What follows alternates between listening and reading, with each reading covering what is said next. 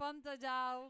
I'm Maya, your host. I'm here with G, the runner-up for the 360 kilometer route yesterday. You look really fresh, G. Well, I don't feel that fresh. I feel like I've sort of a big hangover. I would, yeah, describe it like that. And my eyes are a little bit puffy, but anyways, I'm feeling all right.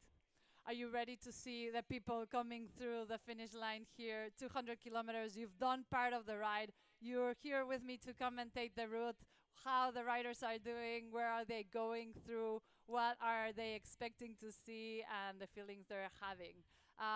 In this live streaming, we won't have images during the event. We won't follow the riders, but we'll see what's been happening, how they are, and then we'll see them here at the finish line to say hello to them and enjoy. Yeah, runner up. It's the longest distance you've ever done. Can you tell us a bit of your feelings? What was going through your head? A bit of your tactics? Yeah, it's hard because I never done anything like that. My longest ride ever was 225 kilometers 2 weeks ago, and then on the gravel it's extra hard. So it was hard to see like what I'm gonna expect, how would my body react, how would I feel, but I made a good plan, and also with the feeding I know it's really important, and I had great support, and it's just extra nice to race in the place where you live and have so many support from friends and family at home, and yeah, there's a lot of things going through your head, and I had a good playlist actually for music made by my family, so that gave extra stimulation and extra motivation. And you had Anna doing the feed stations for you. You train with her. She's a really good friend, and she's a pretty good expert on this. She's doing the ride tomorrow on the 100. Tell us a bit about how that felt, what she was saying to you. Yeah, I can be a little bit stressy, I think, when I arrive at a zone and I don't know what to expect. So she said, just stay calm, we have time, it's fine, find your pace. And yeah, it went all really smooth, and it's good to have great support out there. It's your first year doing the gravel and racing. You haven't raced in so many years. You're doing such an amazing job. What are the next steps? What are your plans? Well, yesterday was a shock to the body, and I have to say that I think every time I get a little better. I mean, not racing for so long is different for your body, and yeah. What do I expect? I don't know. I just need to recover now. I cannot think about a long ride or anything, but it will come soon enough. Okay, I saw you yesterday at the start of the race, and you were a bit nervous. Can you tell us about why did you start so fast? What was the plan? What happened? Y- yeah, I was a bit nervous, which makes sense because it's something I never done. And then you go out with the men, and you know it's important to try to stay up front, but also you need to look at the other women. But you know there's a flat part coming, so if you're in a good group, you might gain some time. And we went out very fast. I think I pushed a lot there, and I was telling myself, don't push, because there's so much more to come. So yeah, it's a bit hard with the tactics, but then I found myself with Carolina in a group, and I was like, okay, that's good. Let's see, let's keep going, and then we see how the race unfold. Yeah, we saw you working together with her pretty well. And did you talk with her before, or this was just during the event that you? No, it just happened that I end up with her in a group. And yeah, then we worked well together, and we had a nice group, and yeah, it was good to spend the day with her. And then yeah, on the climb, I mean, like, it was a hard thing, and yeah, I just broke, I think, and did my own pace up to the climb, and then continued. So yeah. Did you expect or know that she would attack there? Yes, I know she's a great climber. You saw that 2 weeks ago in the UCI race she did in Berga. And so I knew it would be hard for me. So I was hoping for a little bit of that I would maybe start the climb a little bit in front of her, but so I can do my own pace, and hopefully when she catches me, I can stay with her. But anyways, I did my best and was hoping maybe I could do some in the downhill, but she is a great downhill as well. So yeah, it was just really hard. Yeah, but we saw you fight really strongly because I've been training with you. I know how you pedal, and it would, for my feeling, you were really tired at the end. Your pedal stroke, it seemed like you were having demons in your head. How did you fight them? Oh yes, I had, and it was really hard. And then it's just you need to try to find your routine, but your body is hurting and aching, and your shoulders and your feet and your, well, basically everything. And then I was standing and sitting down, and then I couldn't sit, and then you stand again, and there's so many things going through your head, and then you're counting down the kilometers. You're like, okay, okay, now I'm here, now I'm going to the next thing, now I'm going there. So yeah, you have a lot of demons, and you need to try to tackle them down. And I was lucky that I got some help from Molly, who is a dear friend, and she's an sports psychologist. She also works for the team for SD Works, and we talked about it last week, and we had some strategies how I could fight the demons. What did she tell you? Can you tell us? It's just like, you know, you're gonna be in that at one point. You know you're gonna hit something in your head, like, and then it's trying to stay positive and trying to, you know, get yourself out of that moment and trying to say positive things. And so yeah, I worked it out. I wrote it down, so then it's a bit easier when you have it already on paper and you know, like, okay, this is what helps, this is what I need to do, and then just try to keep going. Yeah, I think that is a really important point. We all know Molly from here. She rides with us a lot. Hopefully she'll get to ride soon. She's having a baby. And yes, he was actually on the beginning of the climb and shouting and really enthusiastic. And I'm like, calm down, before you get like a Traka baby. At one point, I thought she was going to have the baby yesterday. Okay. I think that baby's going to be a Traka baby. Yeah. But yeah, you said, I think when you do this distance, 360, it's something physical, but I think it's mostly mental. In the end, it is, absolutely. In the end, it is a mental game for sure, and because you never trained 360 kilometers or 13 hours on a bike, and you know you're gonna hit difficult moments, and then it's trying to get out of there. And yeah, I learned a lot, and I'm looking forward to the next one. You did amazing. Like, I know you're sad with a second, but it's just to finish that distance. Well, it's a bit how I am. I mean, like, if someone else would be finished and I wouldn't have done the race, I would be so like, whoa, you did such a great job, or third, or whatever. It's just, I don't know, I have that feeling for myself. But anyways, Carolina is a great athlete, and she's been really strong. So I think a second place is a very good result for sure. It's incredible, G. You're doing an amazing job, and we're looking at the finish, and there's people from the 360 still getting. We just saw Anna. Oh, so yeah, it's really cool to see people doing it so fast, people doing adventure. It's just a really nice event to be part of, because you do it so fast, but then you see the other people just enjoying. I've seen Anna's videos. I sometimes think, like, why I'm doing this so fast and why I'm not enjoying a little bit more. But I think they also fight with, like, the demons we have at times. I mean, I have a lot of respect for everyone who's out there and started that yesterday and did that. And yeah, that's what I love about these events. I mean, we have the pros, but we have also the amateurs, and we have the people who just enjoy it, and it's for everyone a challenge, and everyone achieves something on the finish line. So yeah, I just really enjoy it. I really like it.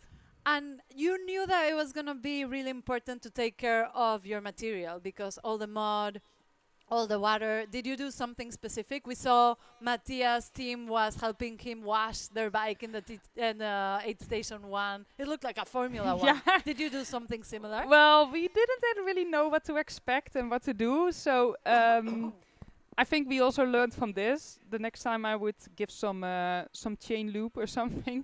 I had some in my pocket, but it's quite hard to put loop on your chain while you're pedaling or while you're still on the bike. I did it a little bit, but screwed a little bit wrong or whatever. But anyways, it helped for a little bit, and then I went through all the puddles again, and I'm like, okay, whatever. But I was very happy that SRAM is here, a big sponsor, and another Anna, she was looking after my bike, and she did a great job. And yeah, it all stayed in peace. I don't know how it's now. I still need to clean it. And I think I need to change some parts because it's just, yeah. At any point of the event, did you have any fear that something would happen? Because I can think that everything what sounded horrible. Yeah, I actually had in the past quite some mechanicals. So of course you always have that in your head, and you're always trying to avoid that. So I was quite prepared with that. That if I had a puncture or something would happen, I would be able to fix it for the moment. But I'm really glad nothing happened. Absolutely. Now we're gonna show you a Gravel Earth series video because Traka is part of this really cool series. So we'll see it. Broken the rules.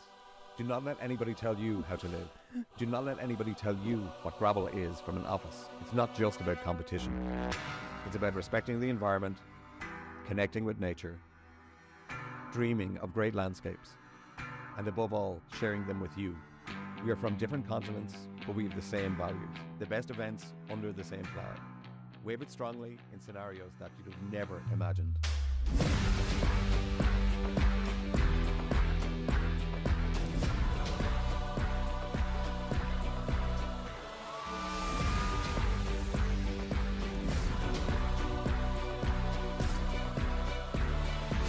We take the right to live our sport to the ultimate. Welcome to the revolution. Welcome to the Gravel Earth series. We have broken the rules.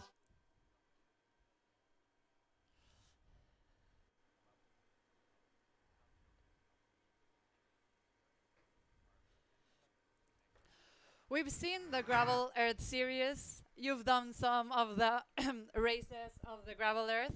Which one is your favorite? What are you expecting to do? Well, of course, the Traka is always a really good one. And then other than that, I looking forward to the Oregon Trail. I do end of June. It's a new one in the Earth series. And I've never been there, so it's a 5-day stage race, which is actually really nice. So, and then the Earth final was last year, just amazing. And I think that's one of the best because it's the final and everyone will be there. And yeah. This year they're changing the final. They're going to do Rancho, and I think it's a route it really suits you. Yes, everyone is saying that it's nice and fast, so that's what I actually like.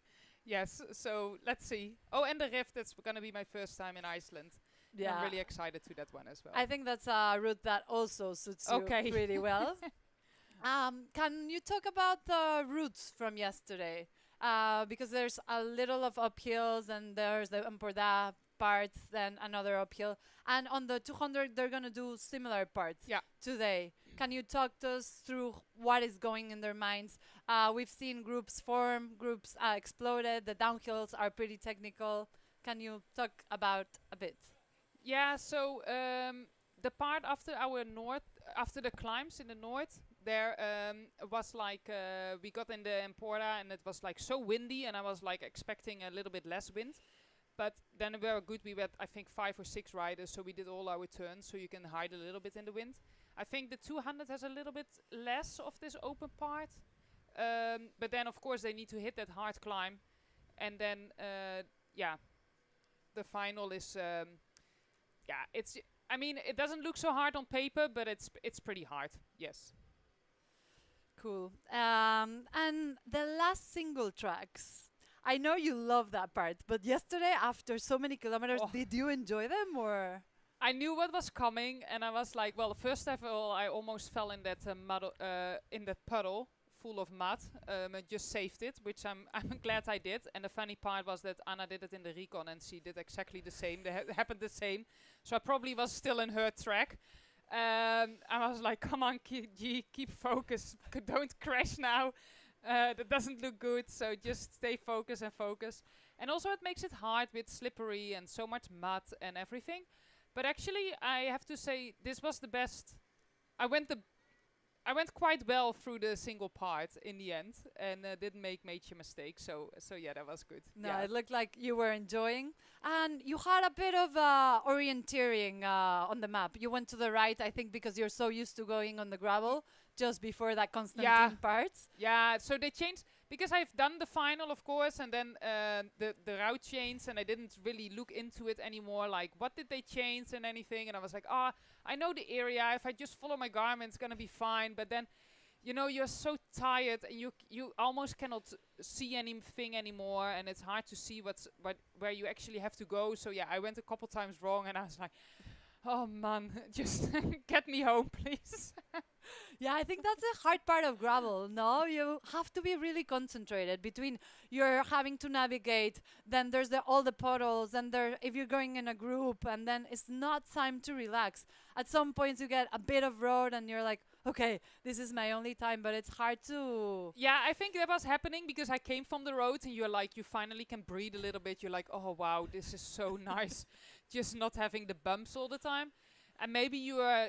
You know, you're like, you lose a little bit of focus or whatever. And I was like, okay, oh no, I'm going wrong. I don't know, this way or that way. And then I asked the guy on the motorbike, and he was like, I cannot say anything. And I'm like, oh, okay, I think it's this way. I will keep going. Yeah, I looked at you at that moment. I'm like, no, Yeah. please.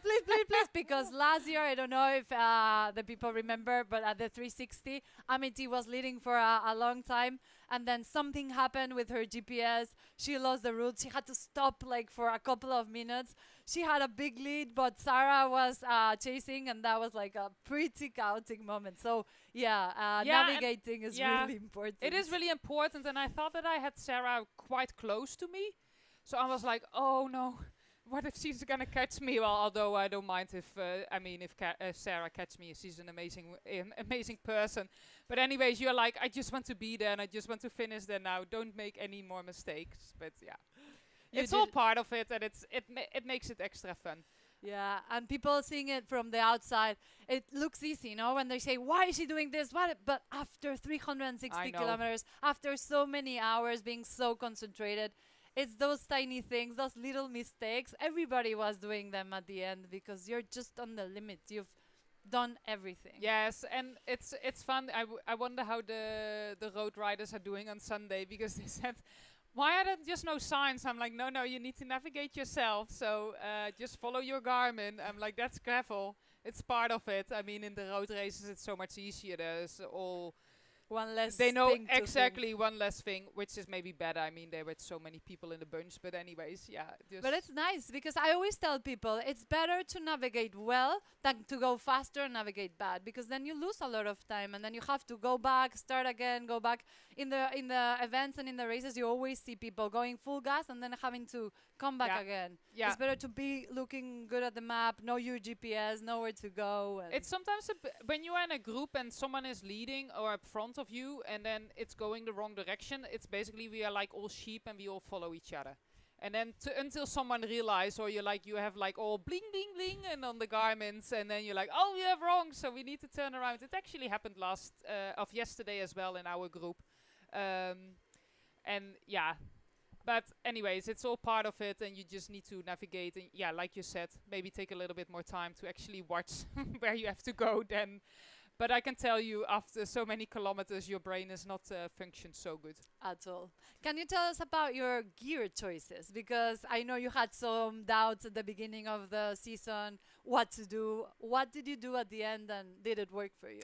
Yeah, so I had the Eagle on the rear derrière, and so that was a 1050 cassette, and then I changed to a 42 chainring, and I was pretty happy with that. Pretty happy. Yeah. Yeah, because a week ago you didn't know if to put 42 or 40. Yeah, exactly, and then I did like another recon, and I was like, I might need a 42 and a 10, and I actually did, because we had some high speed. So yeah, I can imagine. Especially but then also riding you with have the men. climbs, and you want to have a light gear. So maybe if you then 42, 50, if that's enough. But it was still more than when I had before. So I had before 40, 44. So I knew it would be fine. Perfect choice. Yeah. Perfect choice. You're happy Keep it with like that. that. Yes. And for tires, what did you do at the end? Yeah, that was also something because I got quite stressed about that because the shipment got lost and luckily Specialized sent out straight away a new one, but it was like a little bit like, will it be on time or not? And I was, but then Sarah helped me out. She had still one tire, so in the end I ran a 47 up front Mm-hmm. and then 42 rear. And I was pretty happy with that choice. I felt like I had a lot of grip up front in the downhills and everything. And then just good rolling, fast rolling on the rear. Yeah. Pretty comfortable. Pretty comfortable. Yeah. I No felt flats, no no, mechanicals. nothing. Everything No, went everything great. went great. Yes. That's a perfect race. For for almost 13 hours. Yes, that is really good. 13 hours on the bike. That is insane. And you look fresh. Well, thank you. I feel a little bit fresh. Well, you are just being nice, I guess. No. What you've followed the men as well, and what happened? What unfolded? You heard about Mattia getting the mechanical at the end, and Well, at one point I had no idea anymore where the men were or what they were doing. And actually I saw Fred also coming down when we were just climbing up the climb. And I was like, oh no, what happened to him? I mean, he's also a specialized athlete. And then, so apparently his his derailleur broke or snapped or whatever, so he had to go down. But yeah, I have to say in the start it was just full on. And then at one point you end up with some guys, and then it breaks again, and then you come back again, and then it breaks again, and at one point you're just finding yourself in maybe a group of 5, 6, and then at the end I was just by myself. But I think that's happened. That's all the time in gravel. yeah. We'll see now the starts, how the day started today, the start of the 200, the nerves and everything. Yeah, we saw the speech this morning from Gerard. Really goosebumps. You heard it yesterday, G, as well. Oh yes, I and love that. Yeah. it motivates everybody. It was a really cold morning, but at least it wasn't raining. We've had so many days of non-stop rain, non-stop hail. It's been really mud fest. It's been crazy. But we see the athletes here preparing, getting ready. Yeah, you could feel the nerves. Everybody smiling, serious. You don't know if it's a fake smile.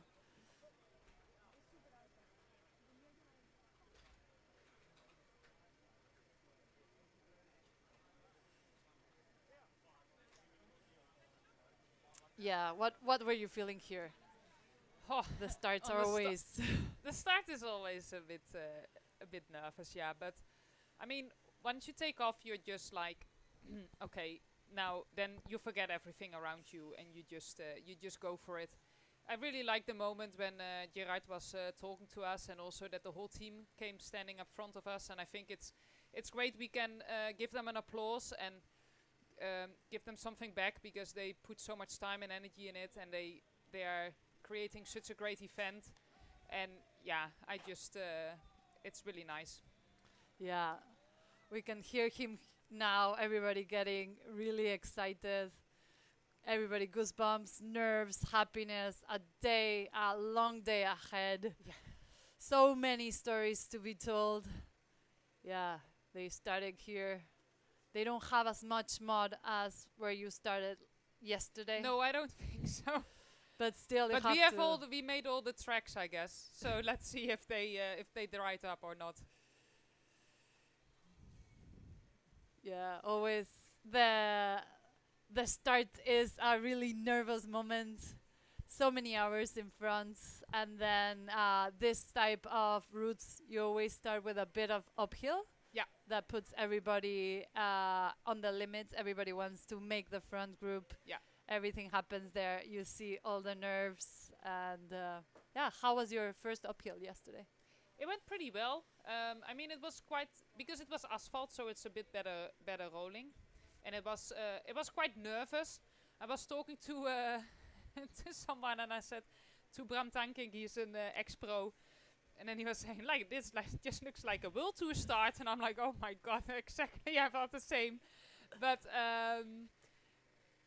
yeah, some people they talk a little bit, others they're just really focused, and then it just at one point it just splits, and then there's already all groups going into the first gravel, which makes it better because I think it's a little bit safer to have it little bit spread out and not hitting the gravel all together. So yeah, the start is really important, and it's also every time you think like, why do we start so fast? But then every time it happens the same. And then some people were saying, we still have so long to go. And I'm like, yeah, I know, but it's also so important. So yeah, recovery I do later. I try to recover after that. I knew I should not push it too hard and not build up any lactate yet, because I thought like then it's going to be a really, really long day out. Yeah. Yeah, the start of the 360 looked really similar as the 200, and for sure it's really similar as to the 100. They just want to be in front. Everybody wants to be in front, so the pace is pushed to the limits. Yeah. And yeah, you still have a lot of kilometers to go. Yeah. I didn't see the start of the 200, but for sure I will hear the stories from everyone how it was. And yeah, the speed is just, it's also, I feel like it's getting higher and higher. It's insane. So I think I thought like I would take a little bit longer the race yesterday, but then I think I finished in 12 hours 46 or something. So not so bad. Super. Now we'll see some highlights for the 200 route.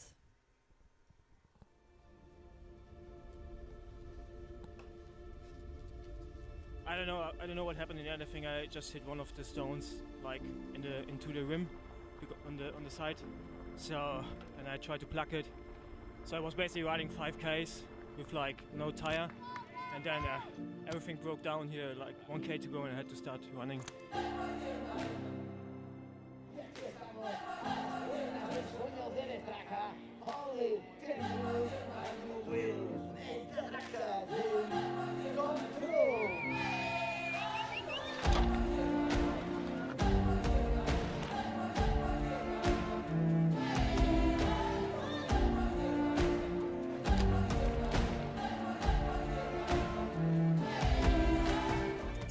Just amazing. I did a recon some weeks ago, and it was such a cool landscape, and I'm just love to be here and be part of this gravel community and ride Traka.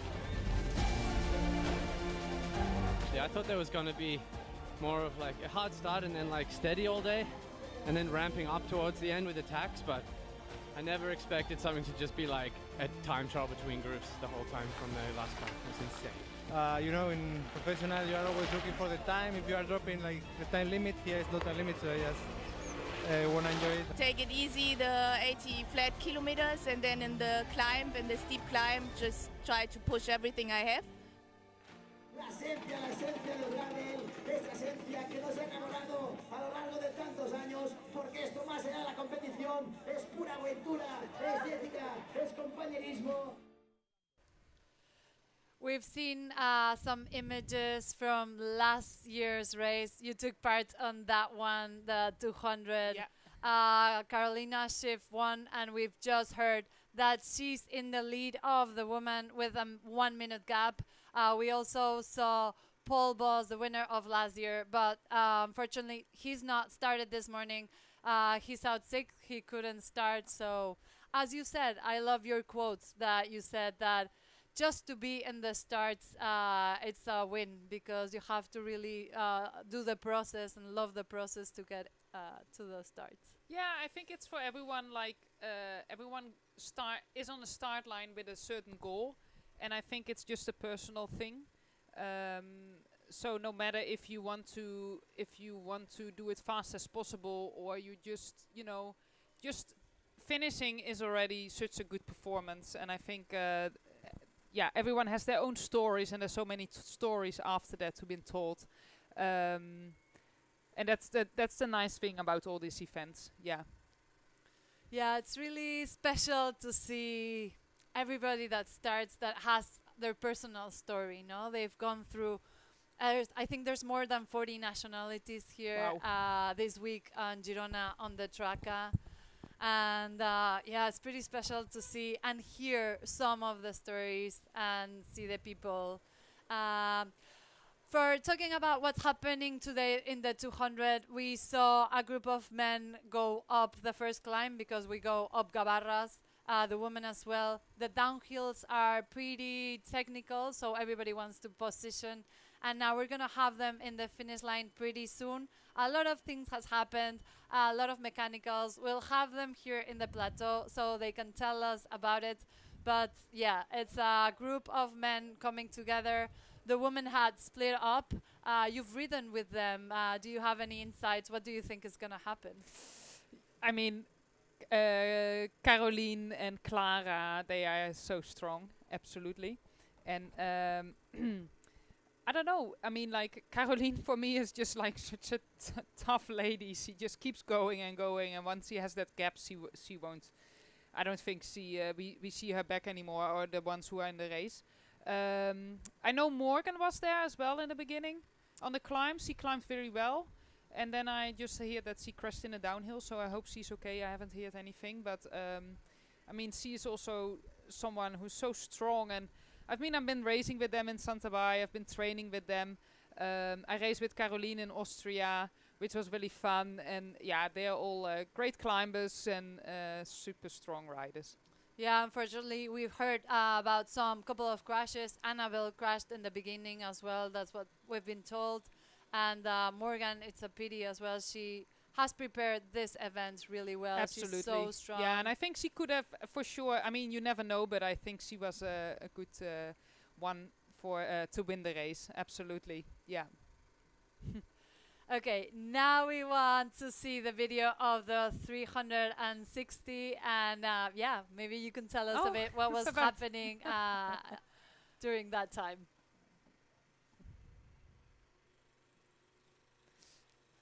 Here you see. Yeah, here we start. Yes. Yeah, as always, I see G in the start pushing. She always wants to be in the front, and as she said, she knows she needs to save energy, but she's always trying to be on the front, positioned well. We see the climb and the flattish part now.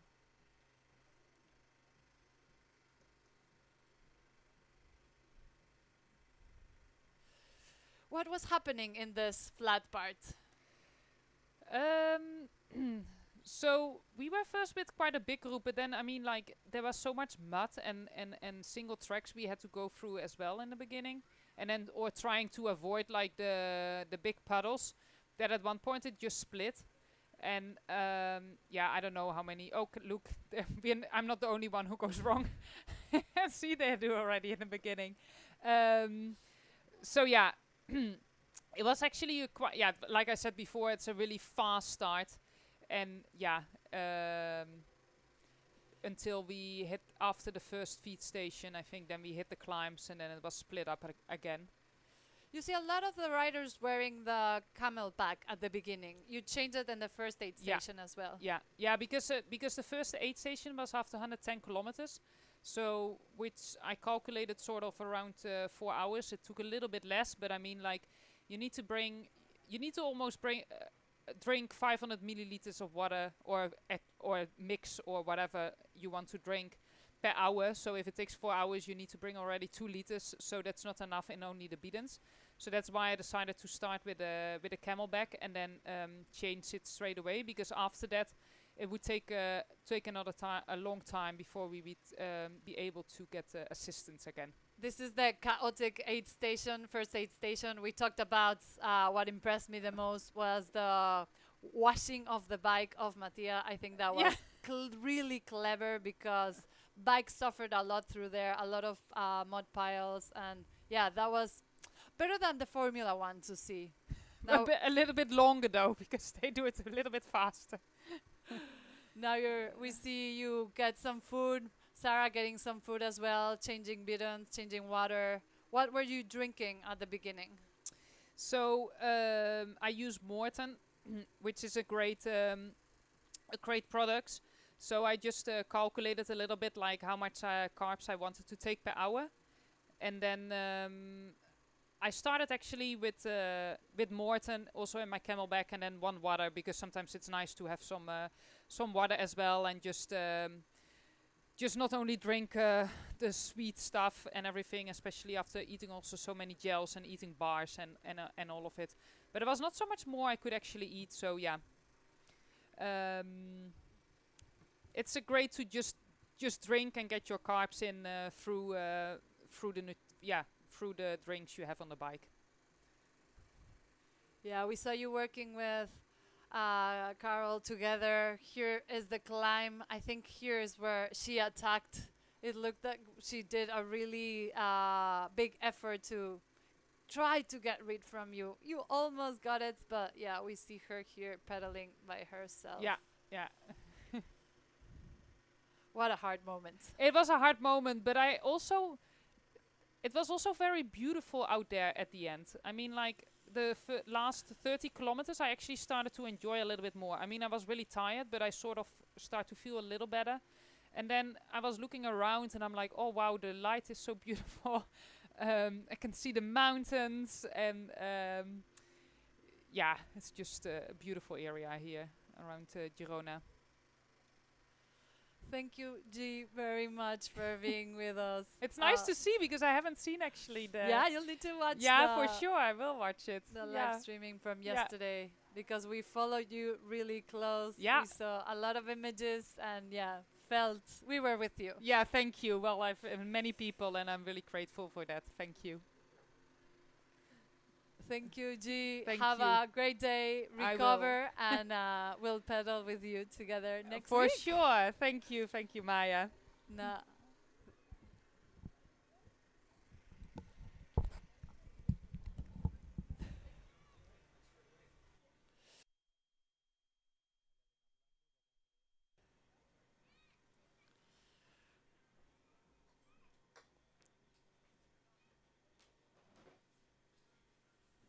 We are here at the finish. You can see the straight line that the riders will see pretty soon. People are starting to get here. All of you that are in Girona, please come by. We saw the images. We're seeing the images from yesterday's winner, Pete. He was so happy to make it to the finish line. We see Rob just behind him. They had a great fight. Also with Mattia, that unfortunately had a mechanical at the end and could not finish. You see how happy they are. It was a really, really close race. They're happy to be at the finish.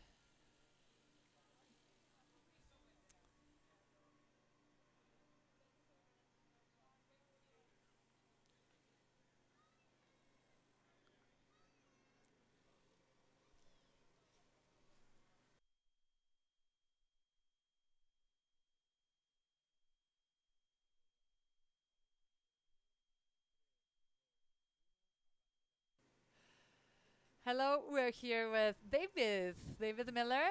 Hi, Maya. Thanks for joining us. My pleasure. My pleasure. It's good to be here. You've seen cycling in Girona change so much. You've been the first person around, one of the first ones. Yeah, I think I'm the last of the originals. Yeah, I arrived here in 2006 when it was a very different town. It was nothing like it is now. And I think that was one of the original reasons we loved it here, was that it was so quiet and there weren't that many cyclists. But ironically, it was us that then kind of made everyone else come. So it's our own fault. But no, we're so privileged to live here. I think it's one of the, not just for cycling, the quality of life is fabulous. But I think we're seeing here with what Classmark have done with Traka and all their other events, the trail running, etc. It's become one of the sporting capitals of the world, in my opinion, especially the alternative kind of 21st century sports. We've heard of some of the road cyclists that been living here and then come back, do the gravel, and then it's like, I've never seen this kind of Girona. And I think sometimes the professionals stick to the road, but once they discover what Girona has to offer, it's just beautiful. Yeah, I mean, I I'm say exactly the same. I live out near Banyoles, and we have from us we have road, gravel, mountain biking. Even the mountain biking here is spectacular. But yeah, the gravel here is second to none. I truly believe it's one of the most incredible places. People originally came here for the road, but when you see the gravel here, it really is otherworldly. And you have more gravel roads than you do tarmac roads. It's pretty exceptional and very rare. Yeah, Girona, it's paradise. We all know it. And we, of the gravel routes we're talking, we're seeing the images, just the beauty of it. And then you can cover so much. You can take the little roads that for me are the fun ones. And yeah, I think Gerard does a really great job with the routes. He plans every corner. He knows Catalonia really well and makes us enjoy so much. Yeah, I think that's one of the special things about the Traka is the routes that Gerard maps are phenomenal. I mean, I think I know a lot around here, and then even in the first 60 kilometers of the Traka 360 yesterday, I was on gravel roads I'd never done before, like within 10 kilometers, 20 kilometers of my house. So I don't know how he does it, but every year he manages to pull something new and different out. But that's also credit to the region, the fact there are so many options. And even with the weather we've had this past week, I think it made it more interesting in a way. Kind of sometimes you need to change it up, and I think it's made for a pretty spectacular imagery from what we saw from yesterday with it's almost like Paris-Roubaix, the state of riders coming in. It was pretty magical. Not for me, but for others. Yeah, can you tell us a bit what happened? Yeah, I was super motivated. I did the Traka 360 for the first time last year. I'll say it's an accident because 4 days before my wife entered me, kind of as a surprise. And up to that point, I'd always sworn that I'd never do an ultra event, and I'd never even done a gravel event. And so I did it, and I started right at the back and was so scared I just did it more as a survival experience and came into it with like 16 hours moving time, 17 hours total. And I just had the time of my life. And I came out of it, and this year I thought, you know what, I'm going to actually try and go fast. So set off at the front this year, stayed with the front group, and it was going crazy fast though, I have to say. It was like I was right on my limit. But I was expecting it to slow down, in which case it would start to suit me better. But I didn't get that opportunity because at 58 kilometers, the guy in front of me, a lovely Italian guy it turns out, we became friends afterwards, his rear wheel punctured, and I jumped off him, found myself in the rocks and blew my front tyre out and ripped the tyre. So it was all over, which was incredibly disappointing. Yesterday I was in a foul mood all day, and even this morning. Actually, this morning I've just been out and driven 30 k's out to find my glasses, because I'd lost my glasses, and I found them. So I'm in a better mood already. But it was pretty amazing because it's the first time I've been at the front end of a gravel race, and I have a bit more appreciation now when we're watching the 200-kilometer race, because the speed they're going at now, how gravel racing's changed in the last few years, since when the Gerard and the Classmark team created the Traka, it's become truly a borderline professional racing event. It's pretty amazing watching it, and actually being part of it yesterday to appreciate just how fast they're going was breathtaking. Yeah, we were talking about exactly that yesterday when we started with the first year of the 360. It was 90 riders and 90 riders, and this year it's more than 800 riders doing the 360. And it's not just that, it's the speed they're doing, because it's like 360 is become the new 100. It's simple, 360, but it's still 360 kilometers, a really long day, but they're going as fast as a road race. Yeah, I mean, that's what I found. I mean, in the first hour, it may as well have been a road race. It was fighting for position. It was pretty much not flat out, but going extremely hard for that first hour, first 50, 60 Ks. And yeah, it was surprising, and I think it goes to show how the sport is progressing. And I think also the riders are getting more experienced at doing these longer distance ultra events and are learning what they can do.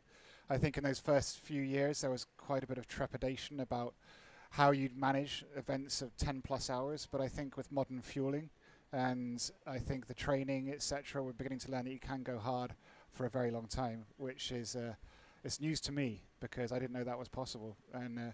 And it's also a lot of it's psychological. When you're doing those first 2 hours, first 60 Ks of a 360K race, and you're already just ripping along, you have to kind of anticipate that it's going to get easier, because at the time there's no way you can hold that pace for 12 hours. But the guys at the front, they're pretty much holding a very high pace the majority of the time. Granted, those first 2 hours are extreme, but hats off to what they do to be able to do that for a further 300 Ks.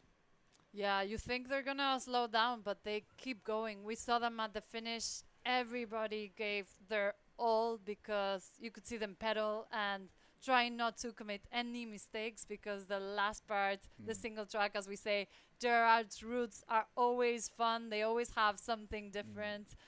He always tries to make an adventure. So if you're coming from the road or the mountain bike, you're used to different things.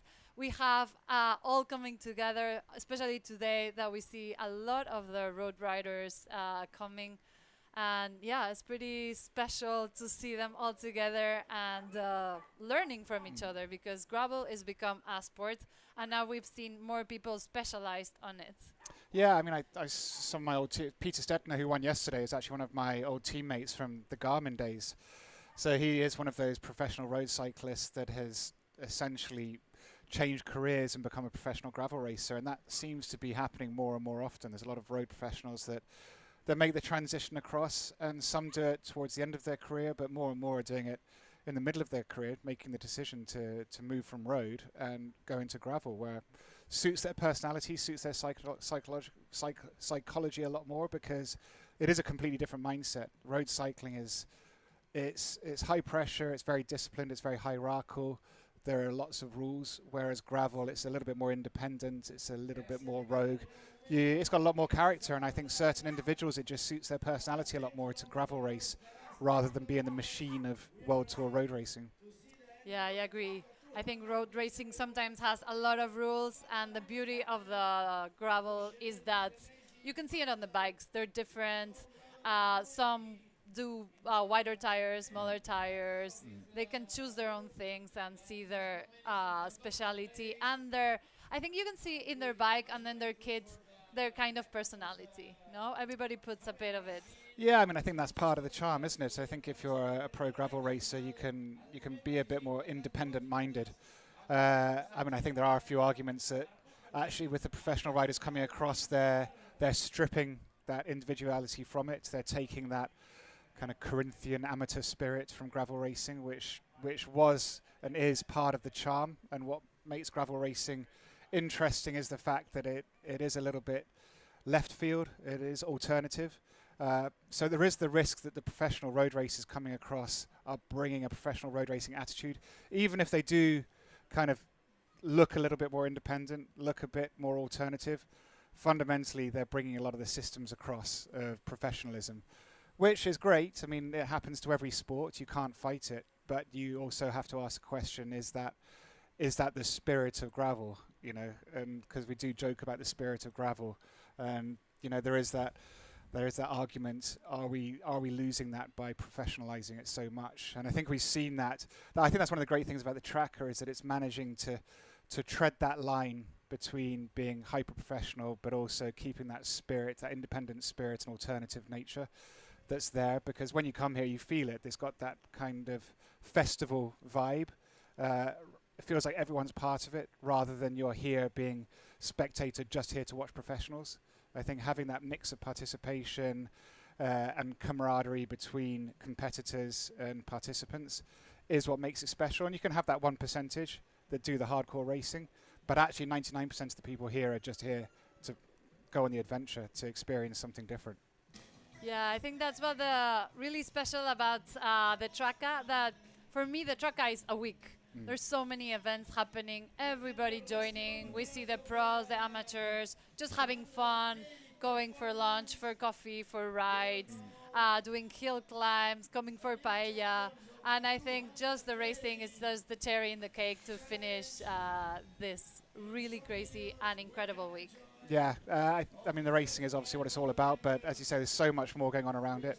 And it's important to keep that, all those different things happening around the events to keep that atmosphere alive.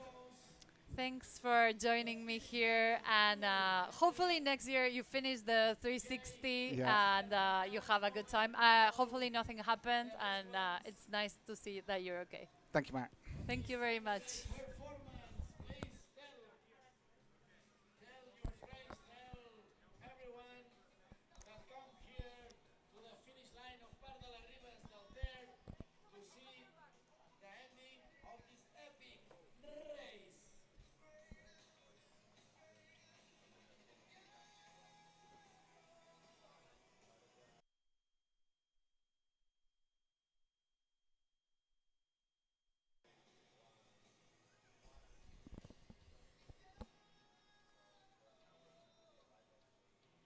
Hello, we're here on the finish line again. I'm joined by Bernat. He's a local. He knows all the riders around here. He's done the gravel events. Thank you, Bernat, for joining me today. Thank you to invite me. It's a pleasure. So yeah, let's start to talk about the race because the guys are almost here. I know. I've heard they're past San Gregori, so yeah, pretty close. Yeah, that means in 10 minutes, maybe less, because they are flying. The average speed for the last 20 kilometers is around 40 kilometers hour. So the group of 5 that are leading the race. They're gonna be here really soon, so I'm excited. I'm excited. You've been following really close. What's been happening? We've heard a lot of things. Can you tell us a bit? Yeah. So the last climb towards Medges has been the key point of the race when everything exploded. And then these 5 guys are leading the race from them. The back group has good riders also, but I think the difference is too big. And we will see now in a few minutes who is the winner of the Traka 200 this year. Such incredible field of men and women. We've seen some crazy names, triathletes, mountain bikers, motorcyclists, road cyclists. Yeah, it's just Alex Espargaro. Yeah, Niki Terpstra, Daniel Oss, Nicola Roche, Jan Frodeno, Carlos Verona, Alistair Brownlee, Aleix, that you say. So yeah, and also mountain bikers like Alex Miller, Peter Bako, Hans Becking. The group of riders here is really good. That's a fantastic level. Awesome to have all these names here in Girona. And about the women, as I know, Caroline is in front of the race. She attacks to Clara in the last part of the race, and she's having a gap around 1 minute. So seems like she's gonna be the winner if nothing happens. But you know that in gravel you can never guess till you are in the till you are crossing the line. So yeah, and everybody fights till the end. 200 now seems that it's just quite fast, and it's just become normal, no? 200, still a lot, but it's like, yeah, just 200. Yeah. We talked about this yesterday. You know, at 360 kilometers, it's now normal gravel race. 200 is a fast gravel. Yeah, so next year I think Gerard has to do something like 1,000 kilometers or like this, yeah, because the ultra gravel cyclists wants more. Yeah, people just want a challenge. Once they've done the 360, they're like, what else? What's more? We'll see G now in the longer distance. So yeah, gravel's changed so much, and it's so nice to see all these people around. At the beginning of today, what was your expectations? A sprint or? Checking the start list, for sure, it was difficult to say one name or one rider because the level is too high. And yeah, sprint around 10 riders, 5 riders here in the finish line in Girona, and this is what's gonna happen. I think if nothing happens in these last kilometers from San Gregori to Girona, that it's fast, but at the same time it's so a little bit tricky because it's a small trail, a single line. It's difficult to close gaps, and if you are a little bit technical, you can take this small advantage to the other riders, and could be enough. Yeah, we saw the finish line yesterday, the last kilometers. They're gonna do the same part of the track, is the same last kilometers with the last single tracks.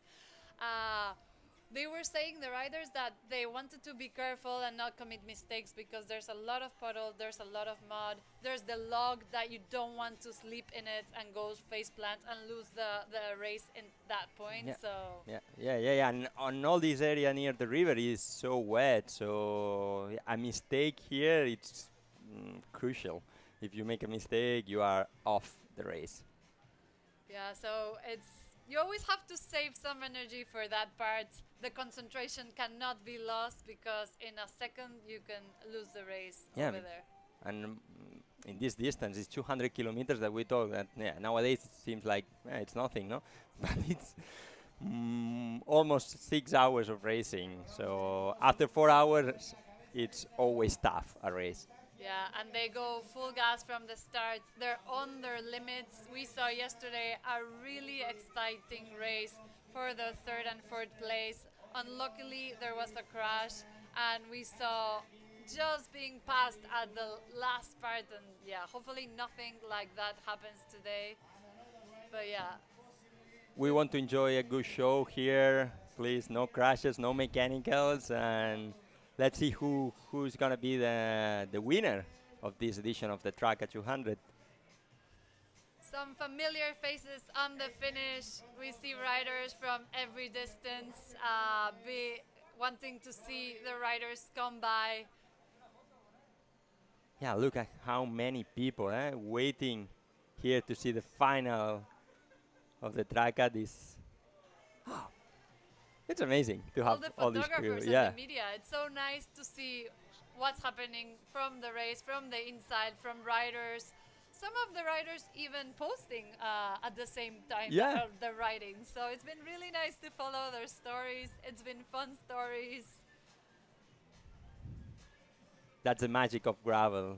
That it's freedom. It's riding your bike as fast as you can in this beautiful place, in the countryside, in the mountains, in these gravel roads around Girona, and I think that's the biggest difference with other disciplines. Like It's nice to see the mix. No, I really wanted to see what was gonna happen today because so many road cyclists, so many mountain bikers, and then the pure gravel.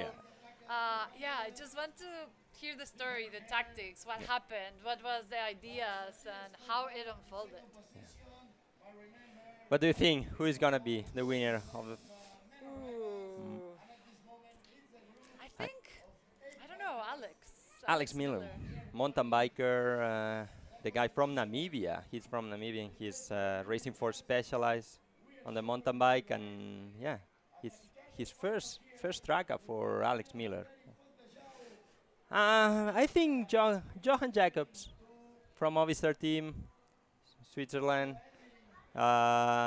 He will be. He was here in Girona for a few days, and I think he has this push at the end that when you come from professional racing on the road, you have. But and then Peter Babcock, he's almost a local. He knows really well all these gravel roads, so it's gonna be a big battle. Yeah, for sure. I hope all of them have done their homework and done the last part of the course because, they're gonna fight for the win over there. Yeah. You can feel all the tension. Everybody is expecting, what's gonna happen, because it's difficult the gravel to follow when you don't have a camera on live all time, and you are testing friends to know where they are, who is on the front, what's happening there, and then checking the timing, the live timing that sometimes has a difference and it's not really accurate, but feels like the old times of cycling when you have to talk about the race and you don't know really what's happening, but to keep everybody. Yeah, like yesterday we could see them. We had a bike following them, but today is more of a surprise. We know they're really close because we can hear Uriol, the speaker, saying they're really, really close, and all the people getting together. I'm just excited. I don't know. I think it's gonna be a sprint. Yeah. It's going to be the first time in the 200 that we have a sprint of 5 riders or more. Because last year was Paul Boss who was running who won. with the bike. Yeah, He was had a running all the mechanical. last part, and that was amazing. That was pretty yeah. close finish as well. He had a big gap, but then he had a mechanical at the end, and then he had to run the last single track, and the chaser almost got them. He didn't know who was from behind, but he knew somebody was coming for him. So yeah. We sent a speedy recovery to Paul Boss because he's sick and he was here in Girona and had to fly back home to recover. So, yeah, speedy recovery, Paul. And it's sad to hear that. As we said with G, it's really hard to be in the starting line because everything has to align, and that's why if you're here and you're doing the rides, just enjoy, because it's a gift to be just here and present in those days. And they are here. We can hear everybody cheering, and let's see. It's a sprint. And who's in the front? Whoa! Sprint of 3. Peter back at second, but who's the winner?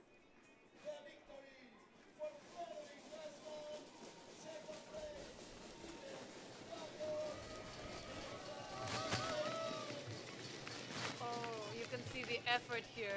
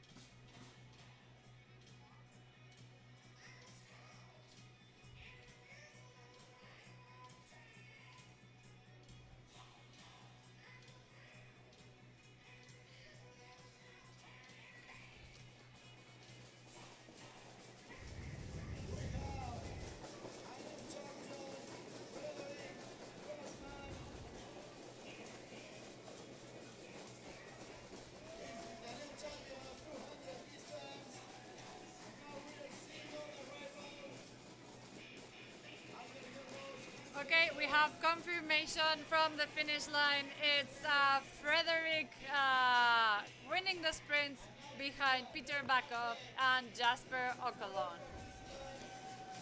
Wow, what a sprint. Wow. Finishing 200 kilometers like this. They've given it all. Everybody's going crazy at the finish. We'll soon have them here to talk about that sprint. What were they feeling? We can see Hans Becking there.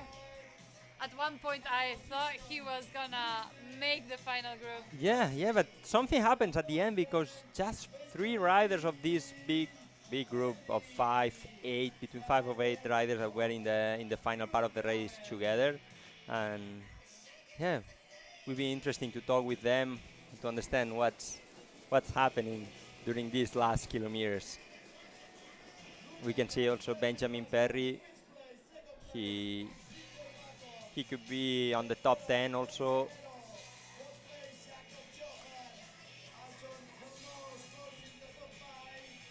And now Johan Jacob is talking with Peter Bakok, and that's it.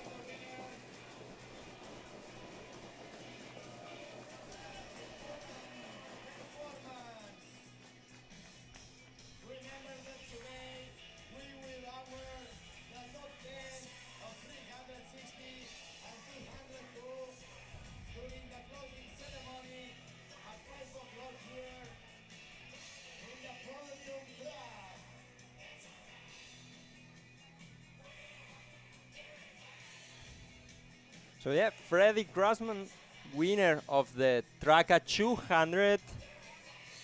He's from Deutschland, from Germany, and he has been a really good season this year, winning in Sardinia the gravel race of Sardinia, and he used to race on road also on the Lotto House, Ken House in Germany for a continental team. So what a surprise! It's a surprise because yeah, there were really strong riders from gravel, and yeah. Yeah, such a big field and such an exciting finish line. Sprint till the end between three.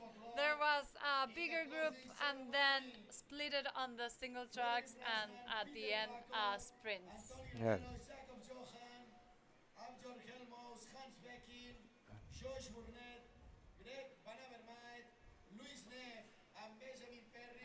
Well, I'm still trying to understand what happened in this last part, and congrats to all the riders that are crossing now the line. Now it's Alex Miller is crossing now. We can see them here. We can see all the people, the excitement. They're all to the limits. Some are still smiling. Some still don't know what has happened. Yeah, yeah, it will be cool to talk with them now. This is the beauty of gravel. To have some hot interviews right now, and okay, let me know what's happening, how you feel. Yeah, we'll soon have the first interview. We'll want to know all the secrets, all the tactics. But yeah, for now, just watch the finish line with all the people, and we're getting ready for tomorrow. Yeah, 100. I will be there. My dad is racing. It's participating, and I will be joining him for part of the race. I cannot do the 100, the whole race, but why not? Because I have a lunch with my family later, so and I cannot be late. You can go fast. Yeah, yeah. Talk about this with my dad if he wants to go fast or not. Yeah, and the girls are still racing. They will arrive around 30 minutes here on the finish line. And we don't know, we don't have so many information about what's going on there, but Caroline's supposed to be in the front, and Clara Sophie in the second place. Yeah, they've had a good race. They're riding by themselves at the moment, and yeah, we'll get more information for you as we get it.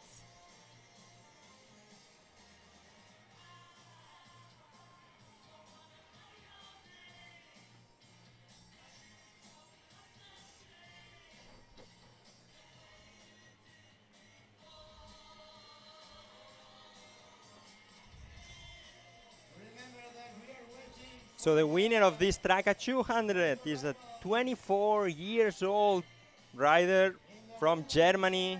60 kilos, really light, but you see how he can sprint. Yeah, pretty good sprints. Yeah. We seen Leche Spargaro here as well, just walking in front of us. Yeah. What a nice bike. Yeah. Wow. Hey, beautiful, eh? Specializes works, custom paint, full SRAM.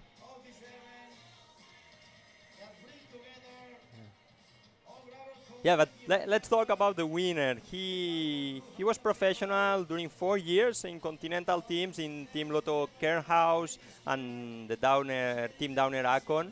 Till the last year he was racing on road, and this season he decided to move to the gravel, and hey, what a presentation for him.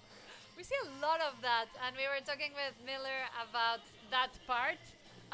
Sometimes for riders, road is too strict and has too many rules, and they find the beauty of gravel that it has a bit more of their personality.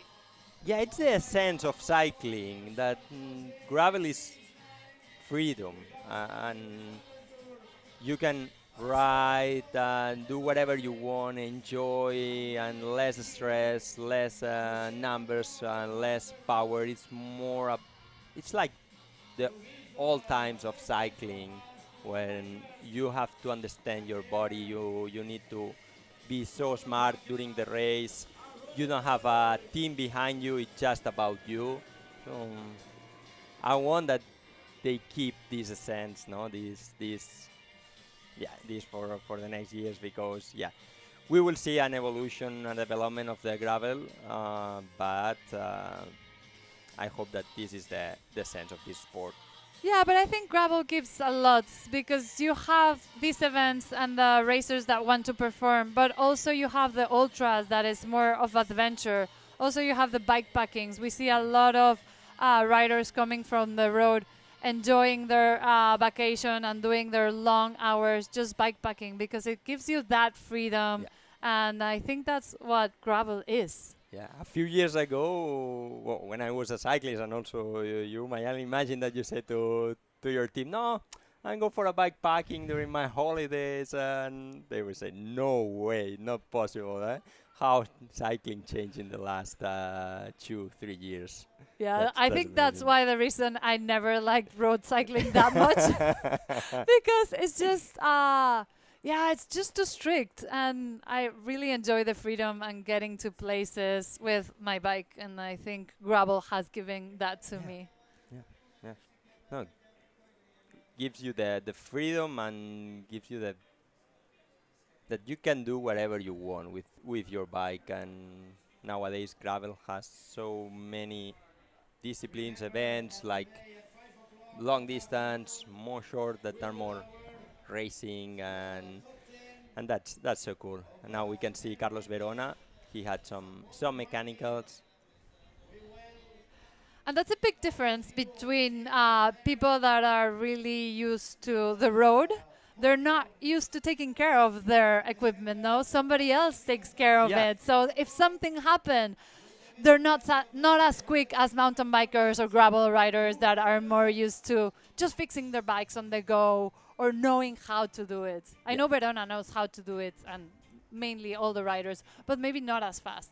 Yeah, and I don't know if they have the knowledge, because when I was a pro cyclist, I didn't have the knowledge of how to do some basic mechanicals fast and repair puncture as fast as these guys are doing nowadays. So I think it's everybody can learn, but it's difficult when you have a team behind you that is doing everything that you need. Then when you participate in a race like this, it's just about you. It's challenging. And also, we were saying about the navigating, because it is really important. You really need to know your device. You need to study the routes a bit. And it makes a difference to know how to properly navigate, especially in a place that you do not know. Yeah, and to read the map on your computer. That's key to know and to understand. No? If you have to turn right here, or it's just few meters more, and sometimes it's crucial on this event. Yeah, it's good to play around with your GPS. I love like zooming in if it's really technical, Yeah. zooming out if I want to see where I'm going, if it's gonna be a straight line or flattest section. We've also heard from some of the road cyclists. I remember Luis Angel Mate when he started doing the routes and being able to navigate even on the road on the downhills. It's so important because you can see what you're having in front. Yeah. Even though you don't know that course, you can see it in front, and then you know a bit. So yeah, I really like navigating. It's yeah, pretty yeah. special. Yeah, and it's difficult because you have to watch around what's going on and also to keep an eye on your computer and don't take the wrong turn and keep going. So yeah, What I always say to people is like it's better to slow down a bit right. and read your GPS, especially if you're by yourself, but also with a group. Because if the group makes a mistake, you do it as well. But it's good to be prepared and know when you're gonna turn, and yeah, just have a bit more energy to read correctly. Don't waste that extra energy having to turn around. That Right. we see a lot because people just want to go fast, fast, fast, but they don't look where they're going. Yeah. Yeah, let's talk about the bikes that they are using now here in the Traka. Yesterday I was checking some bikes and yeah, Nathan Haas was using a 48 chainring. 48. That's crazy. How does he go up Gabarras with that? The setup of his bike was SRAM Red and SRAM Eagle double X on the rear derailleur, and he had a 1050 on his cassette. But That- still, a 48 yeah, is... a 48. But I see Verona's bike, and I think he's using.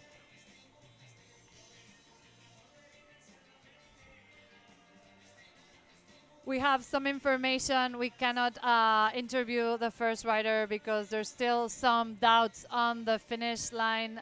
So we'll wait a bit more. We'll keep talking about the speeds they're doing. We've seen all the people here in the finish. And yeah, the average speeds, as you were saying, they're just to have a 30, like... Yeah, in gravel, 30 kilometers hours. I think it was 31 for the winner today. In Yeah. gravel. That's crazy. But that's why you need all those gears All those because gears. it's going so fast. Even G was saying that she was riding with a 42. That's still a lot to push around.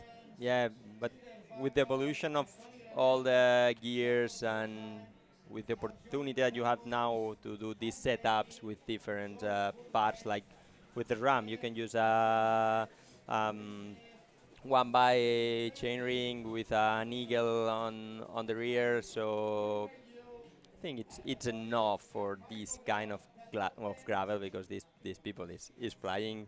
They are strong and they can use. But normal people, I don't gonna use now a 48. No, it's too much. No, I think I have a 38 on my bike with the Eagle that I love. Yeah. I need all the gears I can get. Yeah, I think with 40, 42, Yeah. it's enough. But when you are in the front of this race and at this speed, you need big gears. It's so crazy how the technology has changed, no? How you can play around with so many things. And as you say, you're an expert on the bikes. You've seen them really close.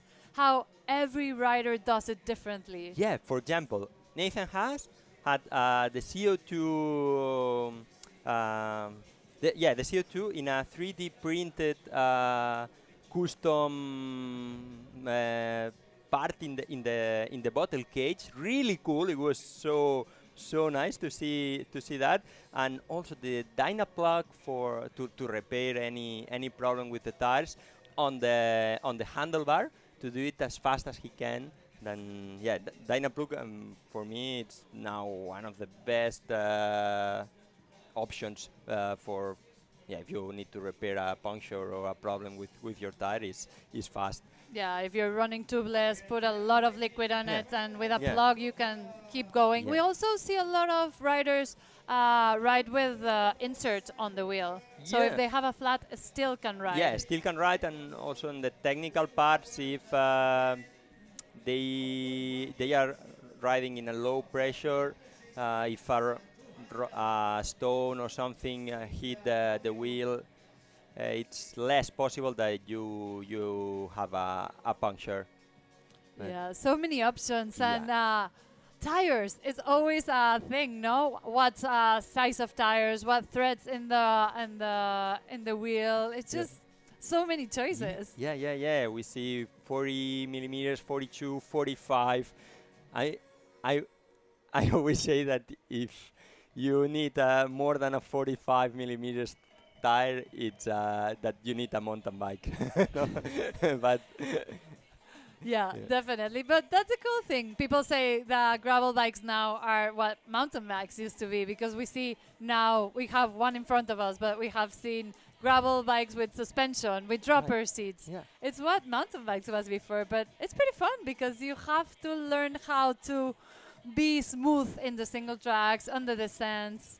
it's more technical. It's not just about the bike. It's about also the rider. How is the handling, the conduction?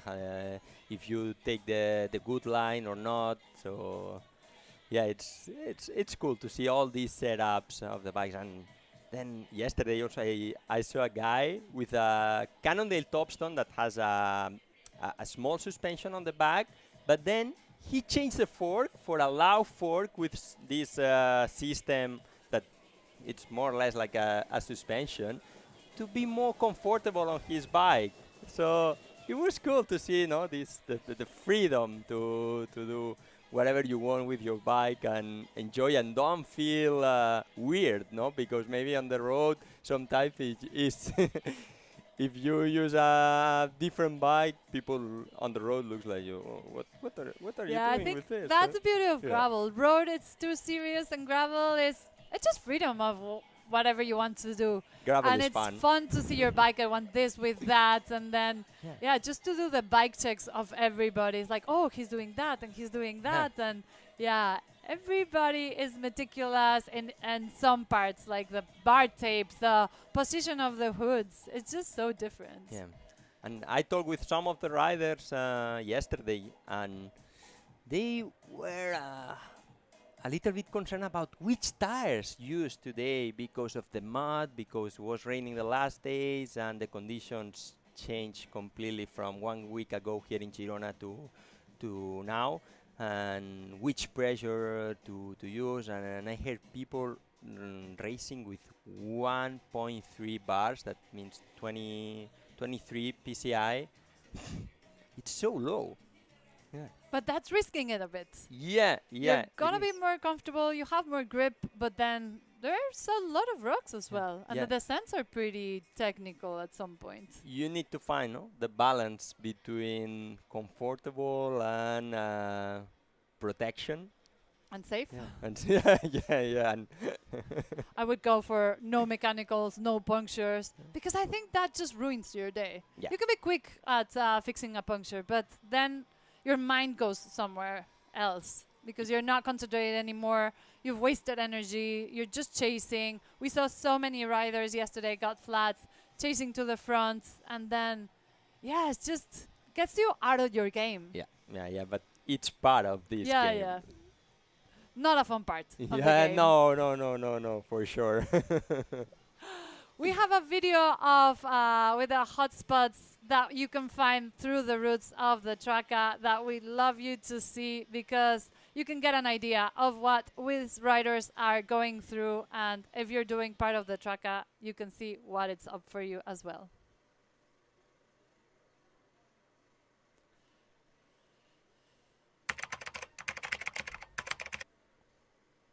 Hello and welcome to Traka territory. Today in this video we're gonna show you some of the hot spots around the routes. And today we're gonna start with the first one.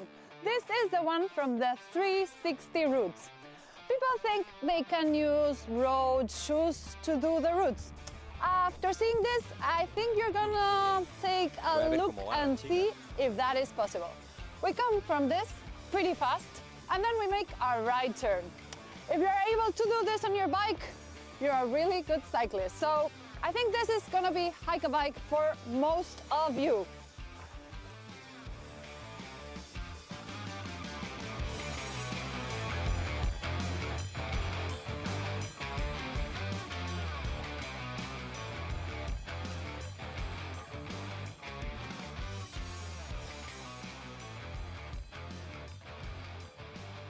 we're at the most critical part of the hike-a-bike. There is a bit of loose rock, tiny rocks, and you cannot see the incline, but it's pretty steep. So yeah, just take it easy and please do wear proper shoes for this. No lo sé, no lo sé. Debe haber gente aún llegando de 360 también. La carpa de allí. Sí, ahí al fondo, la derrama al fondo. Ay, de nada. Okay, we're almost done with the hike-a-bike part. I'm wearing tennis shoes and it took me more than 5 minutes to walk quickly up the hike-a-bike. I think most of you are gonna hike this part, maybe 1 or 2, but I think it's not worth it for 360k. It's totally a really nice place. So yeah, just take your time, eat something, drink something, and also look around because you can see the sea, you can see the mountains, and the scenery is beautiful.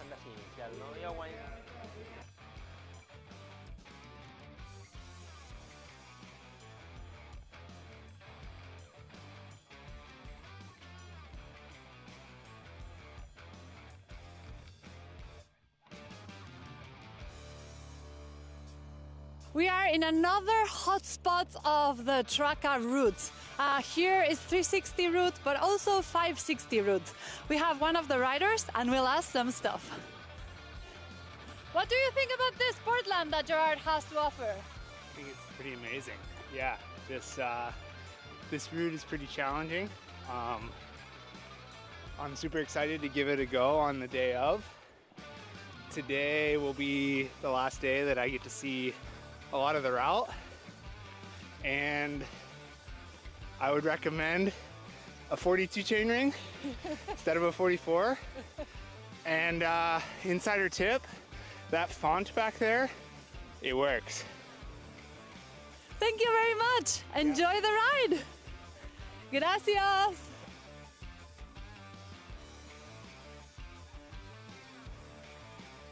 We are in another hotspot of the routes 360 and 560. It's just after the town of Vilamanisca. You have Portland, an uphill, and then you'll go and do a loop through the Aldera, and you'll have a bit of some surprises, some 20%, some loose gravel, some rocky spots. So yeah, but the view is amazing. You can see the Pyrenees to that side, you can see the ocean to that side, so enjoy the nature. This is another hotspot of the route. It's called El Famosos Els Metges. Yeah, it's the last long climb of the 560, 360 and 200. I would definitely recommend to save some energy for this climb because we've seen a lot of tears here.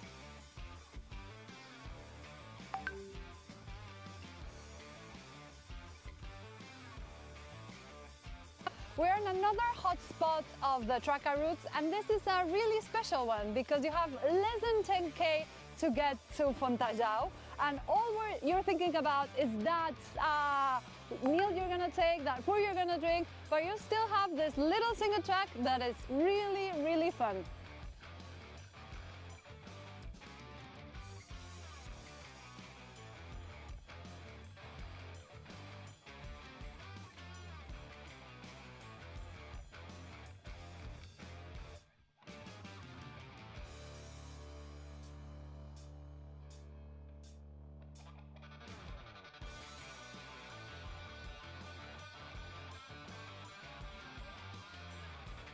This is the last hotspot of Traka.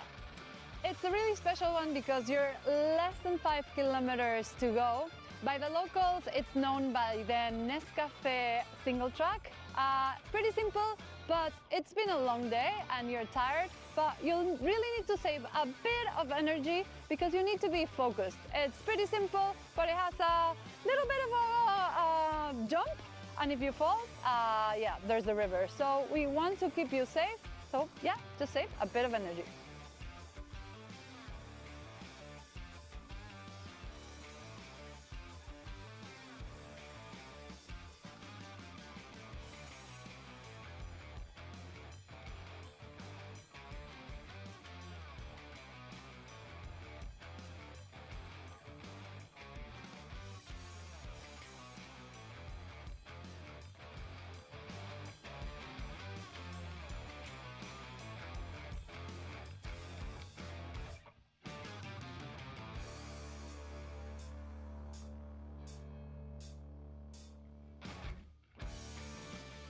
We've shown you some of Traka's hotspots, but there are many more.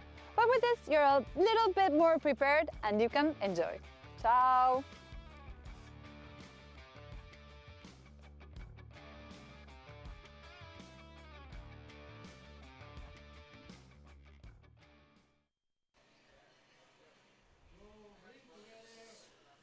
We are here at the finish line again. We've shown you some parts of what they'll go through today, but also what they did yesterday. Yeah, we've seen the region. It was pretty dry when we filmed this video. Now the conditions have changed. That last single track, that is what they're gonna find just less than 2 kilometers to the finish line. So yeah, it's pretty technical and it has a bit of things. Yeah, and more when you are tired after 360 kilometers or 200 kilometers, and it's difficult to be focused on the trail and everything. And yeah, and what you say, it was so fast, this trail. 2 weeks ago, or no, a few days ago, and now because of the rain, it's more challenging, more technical, and yeah, it's a good part of the race, all these small trails and technical parts. And we're still waiting for the women's. As we know, Caroline, she's still on the front, and Clara behind. Yeah, trying to chase. Yeah. So they know really well one each other, because during this season they race against the other in a lot of gravel race here in Spain, in Indomable, in Santa Bay. So I know that Caroline considered Clara as one of the biggest contenders of the Traka, and yeah, it's gonna be a nice battle to see now. Yes. Thank you, Bernat. Muchas gracias por estar aquí. Gracias a ti, Mayalen. Un I'll placer. see you for the women. Nos vemos luego. So Hasta luego. we have Hans joining us because we want to hear all about the day today, how they started, what the plan was, what was happening while they were on that uphill, the tricky downhills.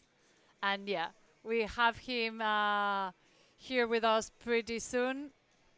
And also, I'm really excited to be joined by Mikel from Team Amani. He'll tell us about his projects and yeah, this really special team and really cool thing you're doing. Yeah, thank you. Thanks for having me. Well, it's not me. It's a kind of movement with really originating from East Africa. But yeah, the idea is basically there's a lot of people out there in the world who want to ride bikes. They want to compete in cycling, and we're trying to make cycling more international. And to do so, you have to make some investments and build the culture. But we got some fabulous athletes. Today we saw Skabu Gourmet in the group, the lead group. I think he finished 12th place. So yeah, scratching at the door, proving the concept. And yeah, so the team has athletes from Ethiopia, Kenya, Rwanda, Uganda, trying to put a dream team together to show that there are athletes out there. If given the opportunity, they can do good things. How did it all started? Yeah, well, my day job, I'm an international criminal lawyer, so I don't really come from the cycling industry, but I also ride bikes, and I met some fabulous cyclists who became my friends when I was doing my day job. And they started to explain the problems, right? Like why they couldn't actually break out. And the number one problem was access to top flight racing opportunities. So we just put our brains together. We created the Migration Gravel Race for this reason, to bring the best in the world to Kenya so that more people could access that competition. And then from there, we decided who were the best athletes that we had, and then, you know, sent them out into the wilderness to preach the good news.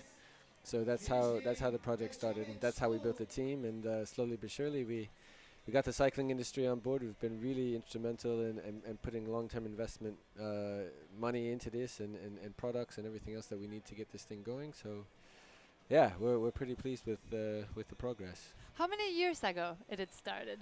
It seems like a long time ago, but actually it's only been 3 years. Yeah, and in 2 years since we've had a team. So 3 years for the migration gravel race and 2 years for Team Amani.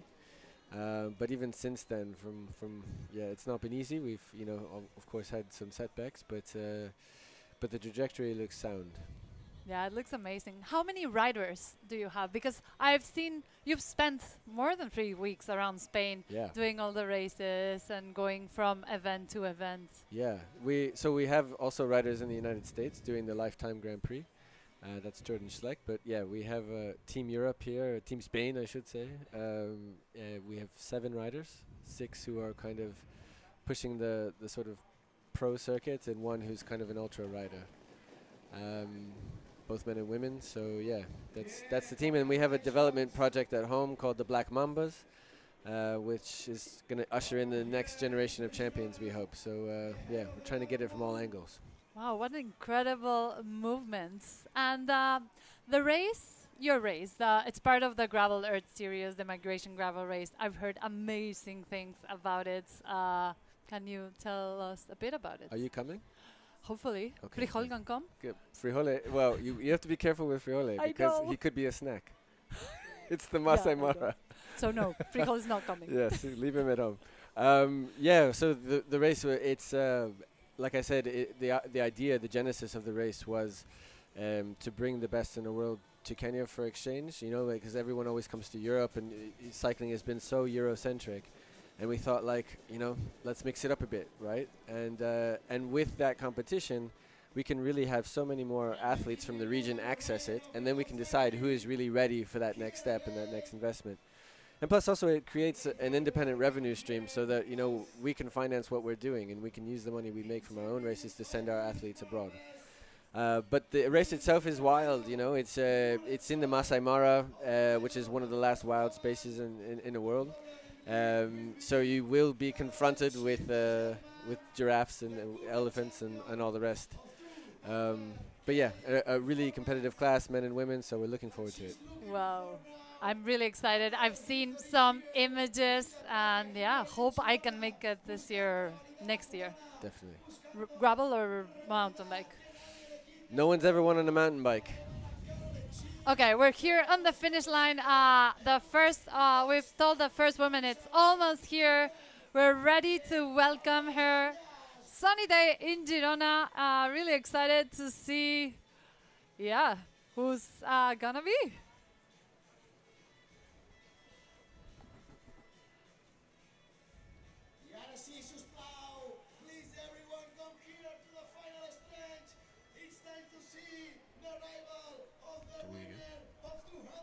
Finish? Okay. The calm before the storm. Ahora sí, ponerme la música épica, subir la música, que resuene. Sube, sube. We are ready, people. Come here to the final stage. She's turning last turnaround. We will see. We can see her in the The first moment we have started this adventure. And 7 o'clock. And we are ready to know the name of the champion. If you are listening, all of us, we are here to waiting you. To waiting the champion. What? Queen of the city. What? Last kilometer. For the arrival?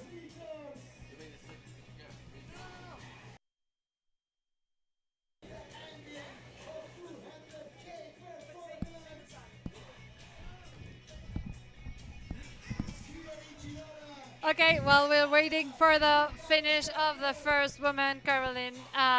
We're gonna say goodbye to Mikkel. Thank you very much. It was a pleasure. And I'll see you pretty soon. Yeah, and the race was so exciting. Thank you very Viva much. la Traka! Yes, and please long amazing race. Thank you very much. Bernat will join me back for the race. Yes, Caroline Shiff, she's leading the race. She has a big gap with Clara Sophie. The third place is not clear, but if nothing happens, Caroline will be the new winner of the Traka 200. Caroline won it last year as well. We saw her in the start today. And here she is enjoying this moment. What an amazing performance. What a rider, what a season for Caroline Shiff, for Canyon. Wow. She came for Santabal on the beginning of the season. We knew she was putting a finger on the Traka. She was doing all her homework, training really correct, and she got the win she wanted. We saw her this morning commentating that, yeah, she wanted to win, but a lot of things could happen, and that it would be a great day if she accomplished. So, yeah, she's done it. Yeah, she played her cards perfectly, and now she's enjoying this beautiful moment here in the Girona, in the Traka line, in the finish line. Wow. She knew she had it pretty tough today because she raced Clara pretty closely. Santabal, a couple of more races. She knows Clara knows the course to perfection, and what a day for her. Yeah, and Caroline, maybe she's stronger on the climbs, but Clara is more technical on the descents, and she knows really well that. So on the last big climb of the day in Els Metges,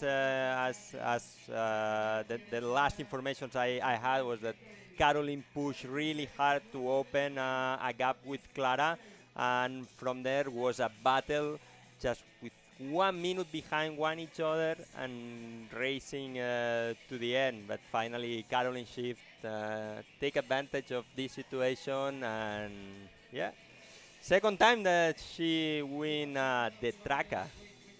Yeah, with such a big field of women and a lot of them wanting these results. And yeah, it's just really special day. We'll have her pretty soon sitting here with us, telling us as well what was going through her mind, how she worked with Clara. And yeah, we'll see Clara pretty soon as well. I will know. I would like to know, no, her setup of the bike, which pressures she used, which tires, to understand a little bit more, no, how she win the Traka. Again. That's difficult. That's so difficult when you are the favorite, and everybody is just keeping an eye on you, and especially with the conditions, but because as we said, it's been 5 days of non-stop rain. There's so much puddles, there's mud, the bikes get the beating, and they have so many mechanicals that we've seen. Just to have a perfect day, it's so hard. Yeah.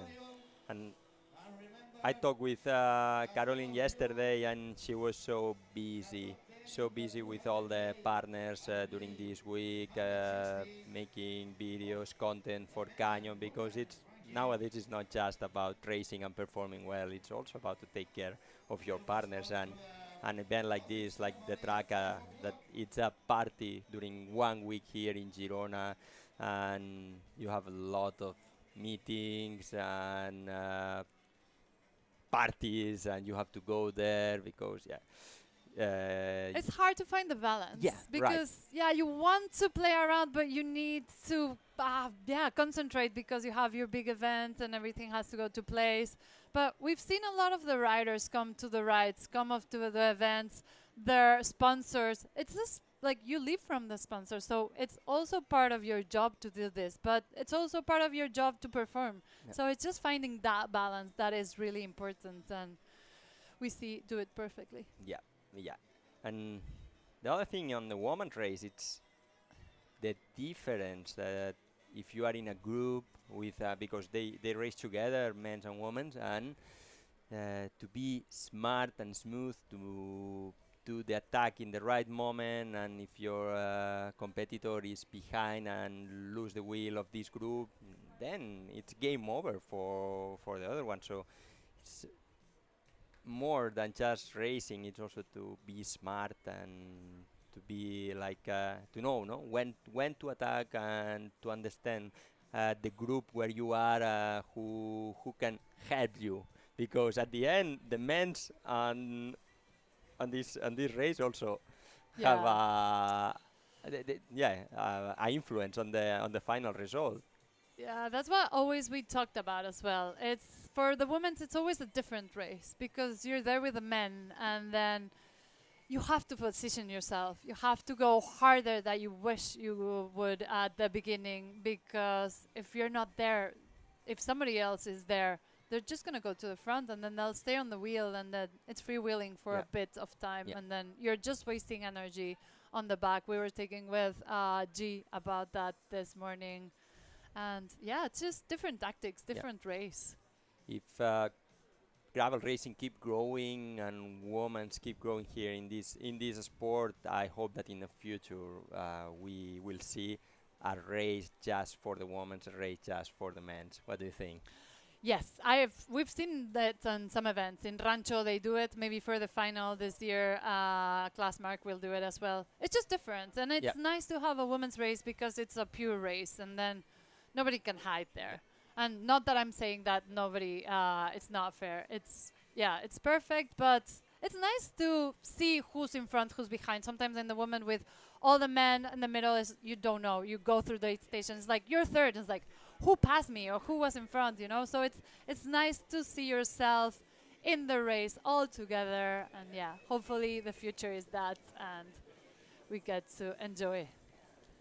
We have Hans Becking with us here to tell us all the drama that happened. Thank you, Bernard. Hope to see you. Good afternoon. Hello, how are you? Now I'm fine. Yeah, I saw a lot of things happening on the climbs, on the descent. I love the chaotic of this event. You come from the mountain bike, you're used to it. But yeah, can you tell us about the gossip on the climbs and the downhills and your tactics? Not too many tactics involved. It was incredible fast the first 2 hours.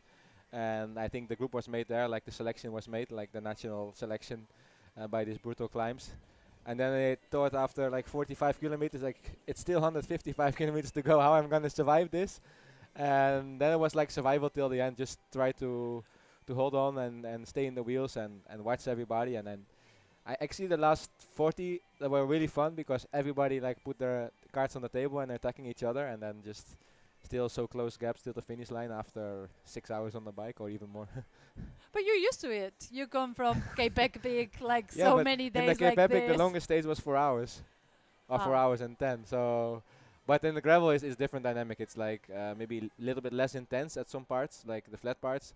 But it's always pedaling and it's a different bike. I need to remember every time that I'm without suspension, so I need to be a bit careful. I think I flat front and rear, but luckily we have a good system and like the mousse inside that we can continue, and the latex closed the gap really fast. So yeah, it was a good day out for me, and I'm super happy to be in the front.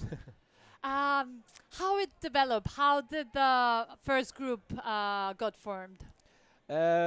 Basically, the first climb, yeah, you know it there. I think you rode it, and everybody who rode it the last days, they know it's super selective. So I think we had a group of like 15 riders. And then it was like, then Lucas had a bad crash in the second downhill, which was quite a shame for the race. Then some punctures, then some attacks, and then I think we were at 10 left and in the final with 8. So yeah, it's like, I don't know if you know the story in Spain, but we have one story in Dutch that there's a bathtub full with little plastic ducks, and then every time one dog get eaten, and then it's like only some dogs survive till the end. So that was it like today. And what happened at the end? I think we were with 7 left, and then we entered this single track section after the river crossing, and I was in 5th position, which was my fault, a bit too far in the group. Then the guy in front of me let a small gap, so I was like already like gapped. I had a small gap. The second woman is coming. great job for them. And then I have also no more watts left in the leg, so I need to just go to the finish. And I think even the finish line I got past. So, but sixth is fine for me. Yeah, what a race. We just saw Clara go by. Yeah. They are fast, eh? I know. I was watching. Can I say it? I was watching yesterday the man race at the finish line. I was here, and I think Statina was coming, and then within less than an hour, the first woman was coming. I was like, hey, how did she do that? I was like, really impressed by the level of the girls. Yeah, the field of the women have grown so fast. They're so strong. You did Santabal. I did Santabal as well, and. At one point, I'm like, this is becoming a road race. They started so fast, and the tactics, and it's like, oh my God, they're going so fast. And yeah, I could not keep going. They're too strong, and yeah, they just, at one point yesterday, they were only 5 minutes behind. So yeah, it's crazy. Yeah, it's super strong. It's pretty impressive to see them fight, and we were also talking about other men are really slow, but I think the women are really strong. The women are really strong. Yeah. And we were talking about having the starts for them as well, but it's also nice to compare and that they can ride with you and have the tactics. Exactly. Yeah. And maybe at some point they'll keep up with you and you're descending. Well, let's hope so. It would be fun together. Did you jump the little last log, or did you keep it safe? I think everybody rode it. Like it's like at that moment you switch off your brain and you just push and take all the risk there. So I think I don't even remember which street. So I think we did it. Okay. Yeah, because yes, I remember. Yeah, there was some in the single track. There was in the last single track. Yeah, even without braking, just go over it. Okay. Yeah, because we were talking to the riders yesterday, and they after 360 kilometers, they just wanted to keep it safe. Yeah, I can so imagine. everybody got down their bike. It was a bit more wet yesterday than today. Yeah, sure. Yeah, I think there was still some mud balls in the flat section, like some muddy sections, but finally it was quite good rideable and quite fast. What was your favorite part? The cold beer at the finish line, to be honest. No, in the race, definitely the downhills. Like I really enjoy it to take some risk and the speed on the gravel bike is so fast. Like even with the big gears, you can even push in the downhill. So it's really exciting. And you feel as safe on the gravel bike than in your mountain bike? I feel safer on the mountain bike with the suspension and the big tires. So it's like. The dynamic is really cool for me, so I have to actually think in the downhill, which is quite difficult for me. But I need to like clean lines, avoid the big rocks, not too flat, because like the material is more fragile than the mountain bike that I'm used to. But yeah, it's so fast and so fun and so dynamic. Yeah, and I think for me, gravel bikes help you on the technique of the mountain, and the mountain bike helps you in the technique of the gravel. Yeah, absolutely. The speed and it's like road racing. If the guys go, and with the mountain bike, you always ride your own tempo and you just do what you do.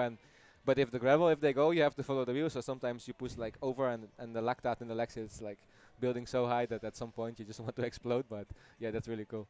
What a season you're having! Yeah, so many races, switching from gravel to mountain bike. What's next? I want to do the World's Gravel this year to find out how's that going. I'm gonna do the World Series next week. I want to come back to more events like the migration race, maybe in Kenya, and the World Cup there.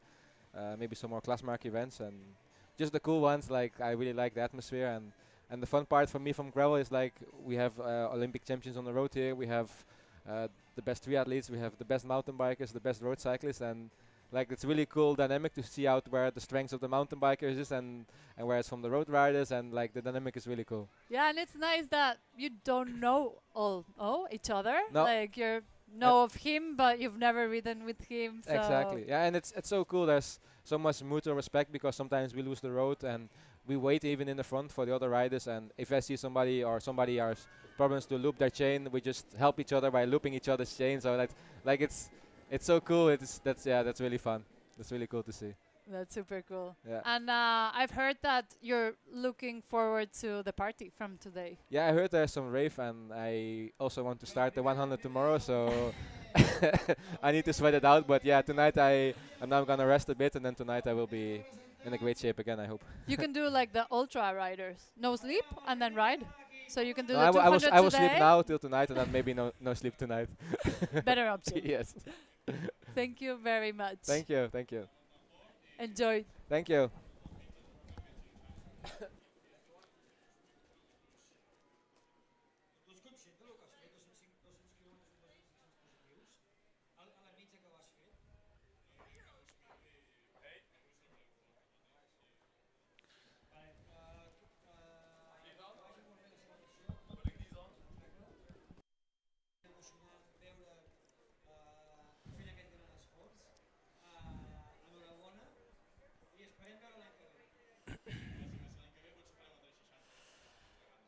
Hello. Yes, we're hearing Gerard talking about his feelings about the race and the proud he is about everybody's effort. And now I'm sitting here with the winner of the 200.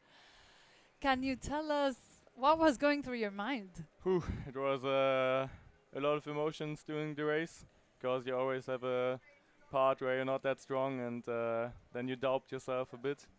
And in the beginning I felt really strong, and after the first two climbs we only were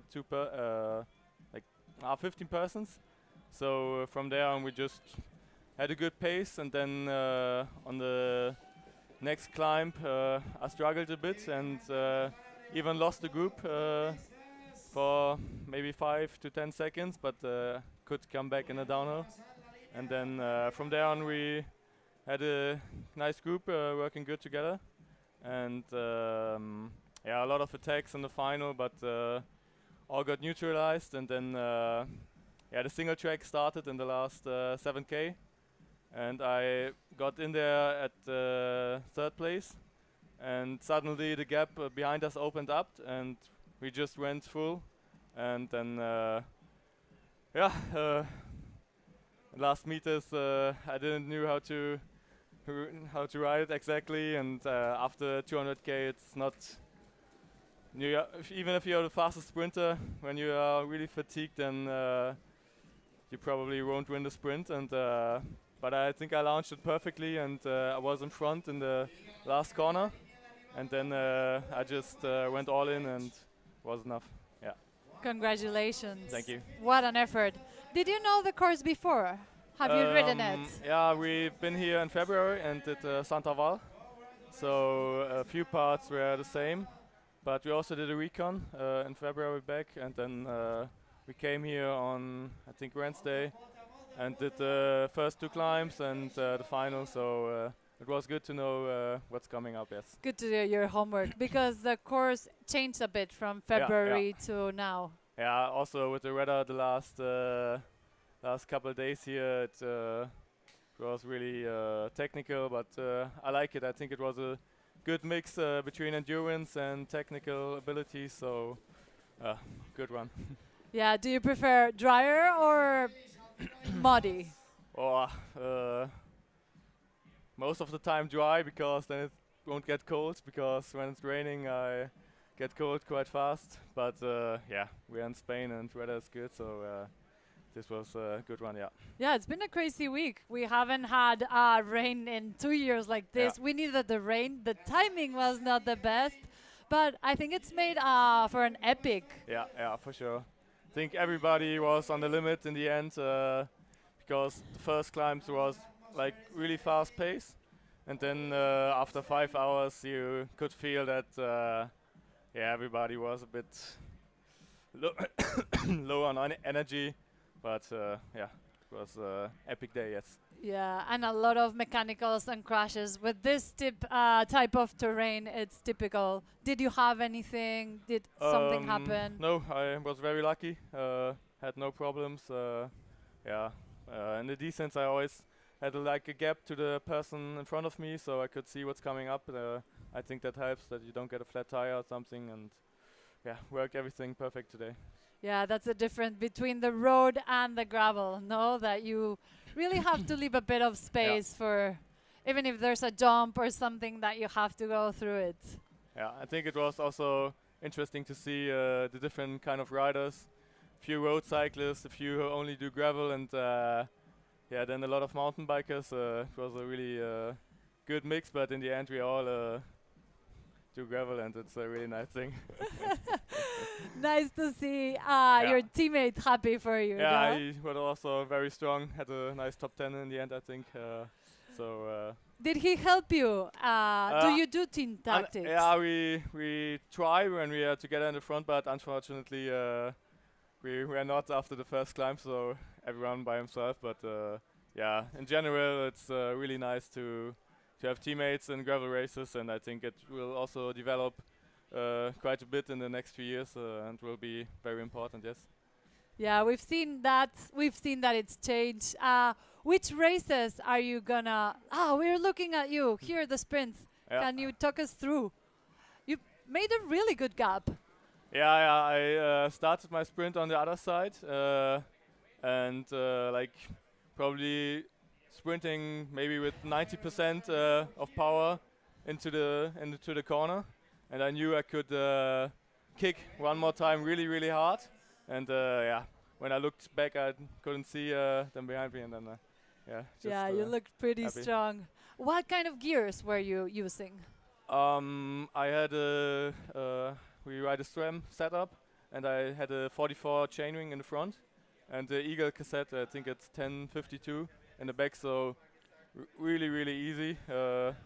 I can remember in Santa Vala I had 50 in the front and 44 on the back, and this was a bit too hard. So I was really happy that I had the setup, and it worked perfect. So yeah. Yeah, good choice. It helps you in the sprint, but also the big climbs because Yeah, for the climbs it was really. they're pretty also steep. with the mud and everything. Sometimes it was slippery. So yeah, it was very good. Yeah, it's still 200, still a big distance. You gave it all. You are laying on the floor. What is going through your mind at that moment?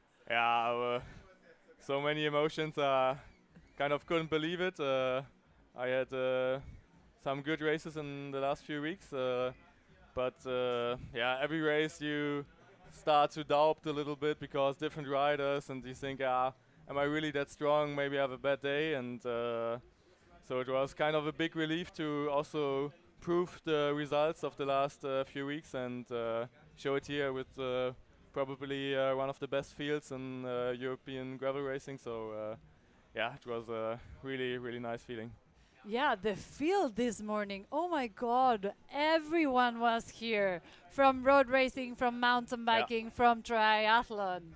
Did you know anybody? Like, yeah, I think Vakoc and Okelon, who became second and third behind me, I knew them because I did a lot of gravel races, and they also been here in February. And Hans Becking also, he was also here and really strong in February.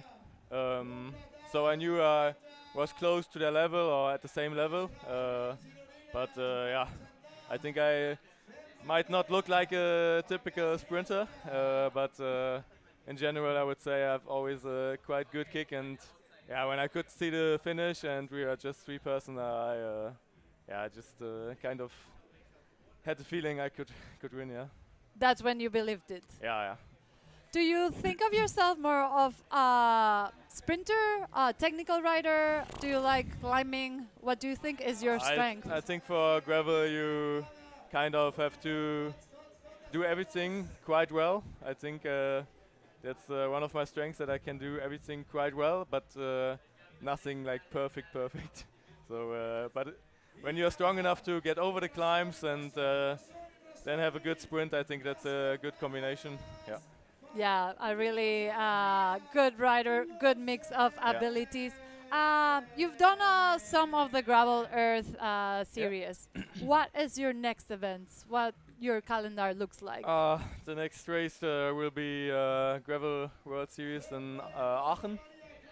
And after that I think I need a little break because yeah, April and May was really busy, and yeah, we'll see how hard the after party will be today. I really thought about it. Yeah, we want to see everybody there. We have a lot to celebrate, and congratulations. Thank you very much. Thank you a lot. Enjoy. Thanks.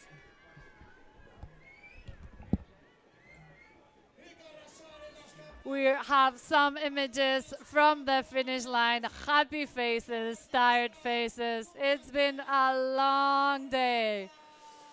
So many emotions going through. You could really feel the energy here.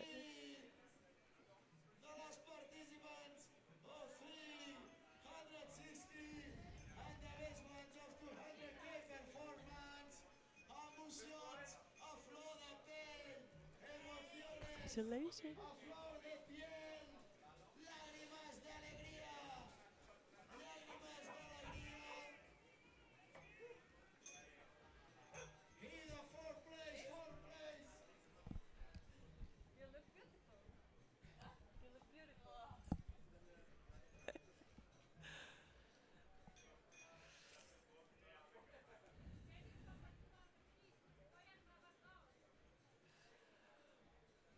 So many emotions in that finish line.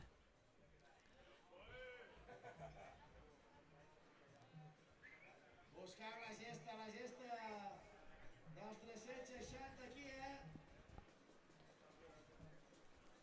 Recta, final, congratulations.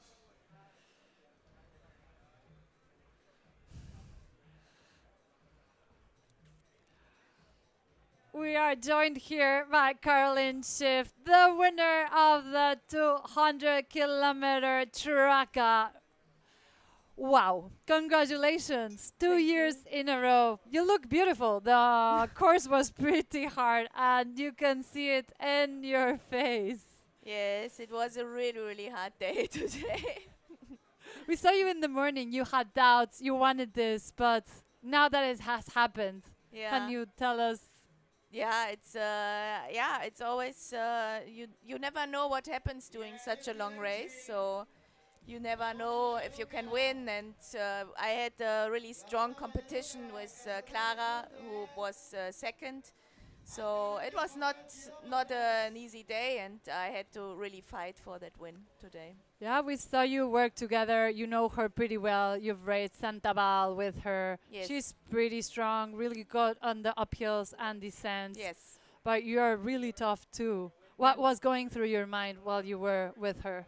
Yeah, I know that she's really good in the descents. So she comes from mountain biking. I'm coming from the road, so I'm a bit slower and I don't take so much risk in the descent. So I knew that I have to make the move in the climb because that's my strength. So it worked out. I was able to have a big gap in the climb after 110 Ks. And just pushed until the end of the race.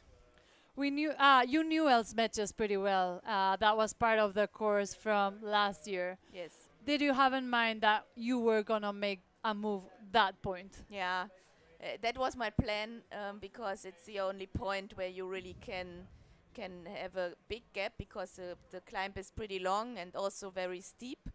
And my legs were good when I went into the climb. Before the climb, I took a wrong way, so I already had a gap to Clara, and I had to close that.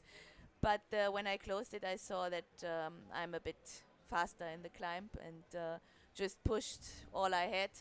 And I was lucky that I had the gap to descend safely and to not have the pressure to risk anything.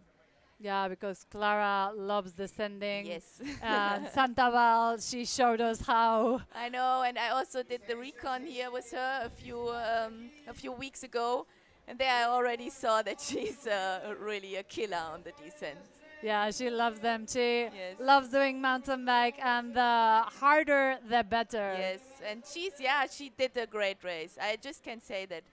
She's so young, so we will see a lot more from her, I think. How did you manage the last part, the flattish part? Was it windy out there? Yeah. You knew the single tracks. What was going through your mind? Yeah, it was very muddy part of the race, so you always had to watch out what you are doing and how the bike is or what the bike is doing. It was not very windy, so I had a group where we worked together very well. So that was a good thing. I was motivating all the guys we were catching to come with us. That the group is a bit bigger because it's easier in the flat to have more people around you. That was good, yeah. Yeah, especially the last part from Bambati to the last single tracks. Yeah. It's fast gravel, so it's good to go with a big group. It Yeah, if helps you are really alone, it's hard. Yeah, and in the end, I also crashed because there was a muddy corner, but yeah, nothing happened, luckily.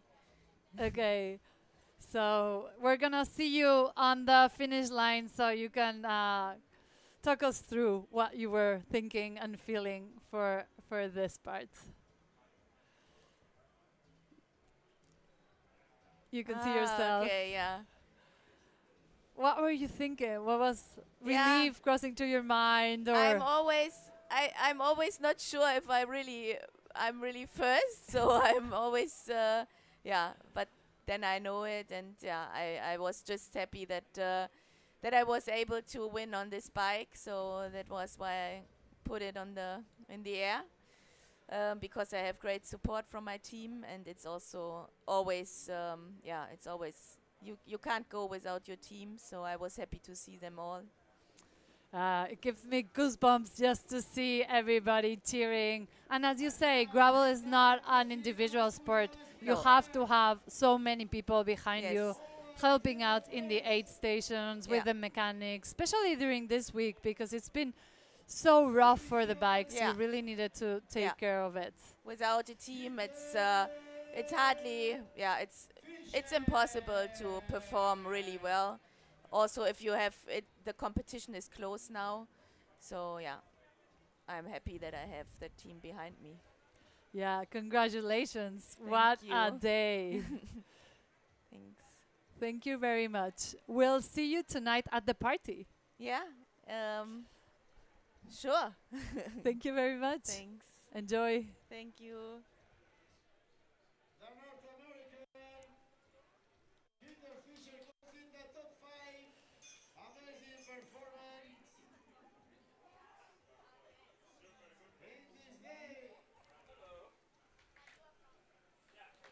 Hello?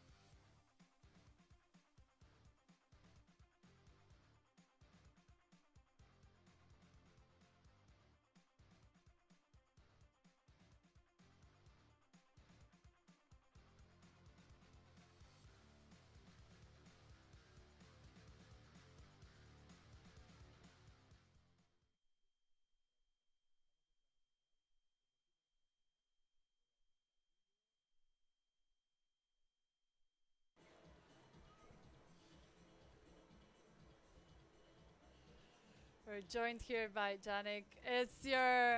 You've been in Traka Yeah. before. It's my second time. Last year I raced this 360. Bonked after 90k very, very hard, but still I think performed top 25.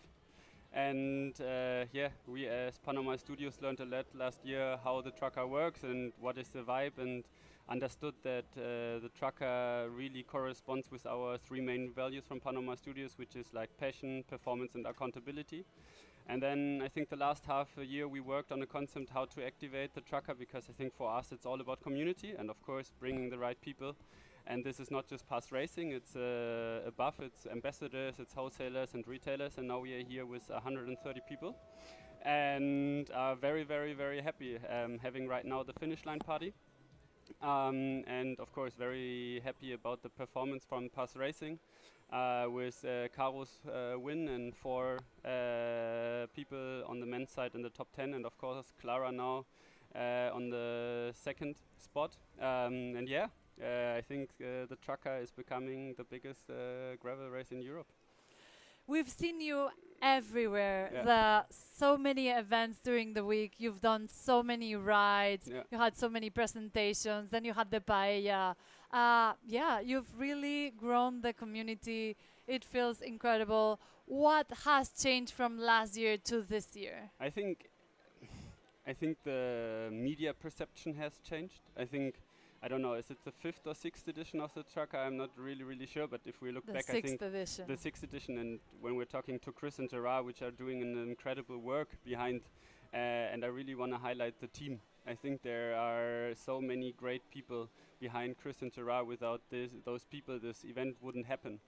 And I think those people made it happen. That event 6 years ago with, I think, 150 participants is now around 3,200 to 3,300 participants. And what changed from last year is mainly like the perception of the media. I think everyone is coming here, and the industry, everyone wants to be here. And all the great riders are coming from Europe. We are getting more attention from the US.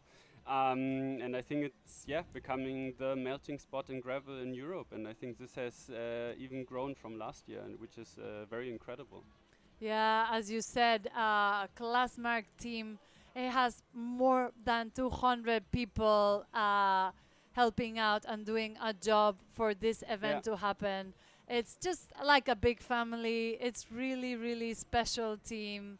And yeah, I think it's the key point of this Traka and this event to be as big and personal. I totally agree, and I think, we're working with a lot of other events, and I think for me, being responsible for all the activations around the events and the ambassadors and the teams, it makes a difference if you have such a big family and you're feeling, or we are feeling, like a part of the Classmark family, because working with them together is just incredible. And I think this correlates very well with our identity as a brand as well. The International Cycling Club is our family, so we are trying to build this family where everyone is welcome, where ambassadors are a part of it, our wholesalers, retailer, and Pass Racing as well, but everyone else as well. And in the end, it doesn't matter what kind of brand people are wearing, everyone is welcome, and that's why we are hosting all of those different events and trying to engage the community to bring the people together, because it is a very special thing to meet people who are like-minded but have a different perception of gravel or what is gravel, and sharing those stories. And that's why we are hosting so many events during the week, because this is the place to be right now. Yeah, it's so nice to see all the people and the team you created this year. I think it's a really special team, because if you look closely, you see that they all have different bikes, and it gives them their freedom. That sometimes it's what they want from gravel as well. So I think this is a really special part of that team. Yes, I totally agree. I think the idea of Pass Racing is in the brand for years. It was in between that when Steph, like me, raced for the brand, we were Pass Racing. But then last year, it all started at the Traka, to be fair. I was here last year, and we had Tobias Kongstad to become second. And we saw that we have so many other riders like Louise Valentin who were part of the International Cycling Club performing so well that we saw, okay, hey, we can really make something happen. And then we looked into it, and we were deciding, okay, hey, if we're doing it the right way, how we do it, this means we need from all over the world riders. So we have 18 riders right now, 10 from Europe, 4 from the US, and 4 from Asia. And of course, we want to have a kind of a gender split. So we have we try to do 50-50. In the end, I think we ended with 60-40, which is, I think, very, very good. And now what we want to try to do as well is for year more diversity, because I think cycling is a very privileged sport, and we need to help more and more people to get into it. And of course, now seeing how strong those people will perform, we are bringing, we brought together in the beginning of the year is very nice.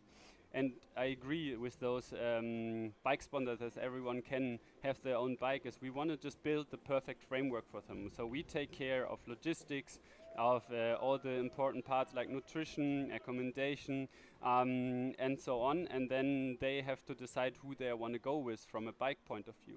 Because this gives us, on the other hand, more flexibility in content, because for us, content is a really important point, and we can do it in the way we wanted to do it.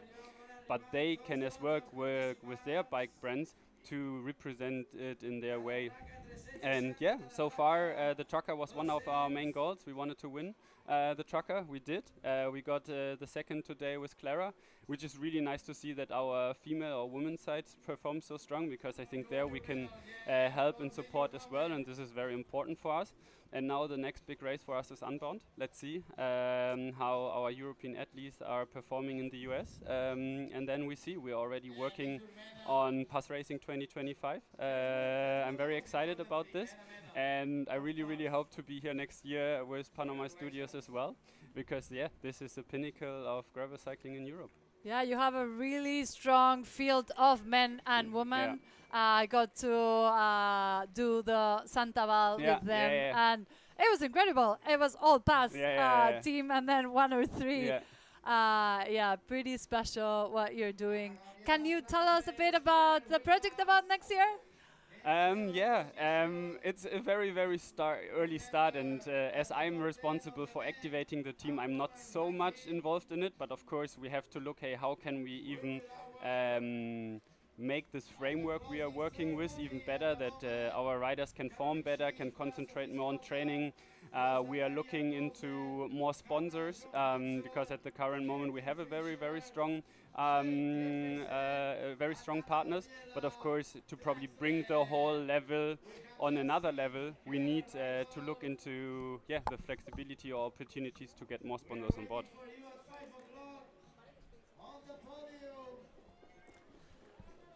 Cool. Yeah. We will look into it. Better framework. Let's see which riders we are going to sign next year. It's very interesting that when we started, how many people got now in contact with us. We're getting probably each week 10 to 15 emails where people want to apply.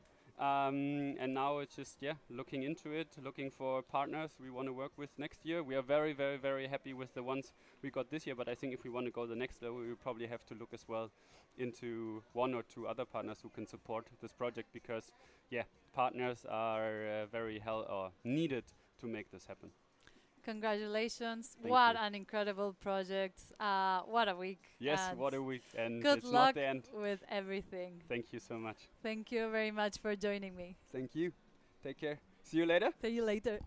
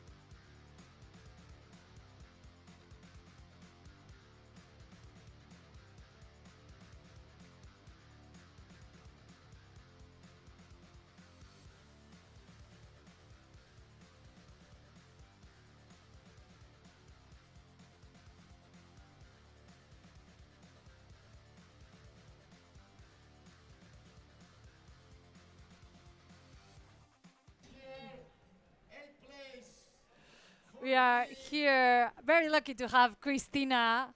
She is the boss of Glassmark. She is the responsible for everything that happens. You always see Gerard, but believe me, things happen because of Christina. Chris, how do you do it to have so many people and this familiar feeling here on these events? I don't know. I guess hi everyone, first of all. I think that we do it with a lot of passion. I want to thank you everyone, everyone watching, all the participants that are here, everyone that also is adapting to all the situations with this crazy rain that we have. With a big smile, everyone like adapt, change. Nobody complained much. So thank you to everyone, really. We really much appreciate it. And congratulations to all the finishers and all the brands also who are here supporting. So yeah, we're pretty happy about it. One day left still, so. Yeah, it's been a crazy week. But I want to ask you, what is Traka for you? Traka, it's kind of a baby for me. First year I was Gerard. I don't think that's going to work out. Second year again, Gerard, I think we have to quit doing that. And then he keep insisting, as Gerard is, like a crazy mind with all these projects. And it was, okay, I'm going to believe in you. Let's do it. And yeah, here we are, 6th edition, and growing. And I don't know if we want to grow much than that, because we still love that we can talk with everyone, we can be here for everyone. So let's see how it goes. What an incredible week. We have still one more day to go, some parties, and yeah. Thank you, Chris, for creating this. Thank you, everybody, for watching. Thank you. We'll see you tomorrow. Moltes gràcies a tots. Muchas gracias. Hasta aviat. luego.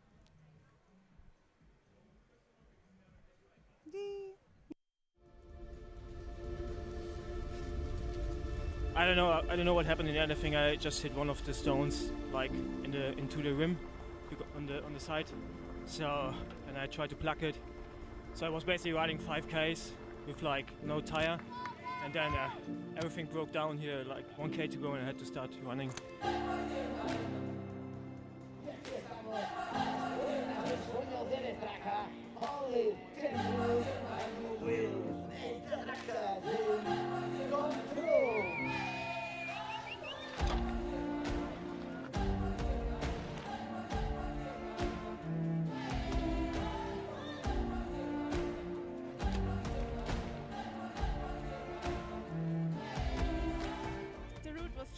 I did a recon some weeks ago, and it was such a cool landscape, and I'm just love to be here and be part of this gravel community and ride Traka.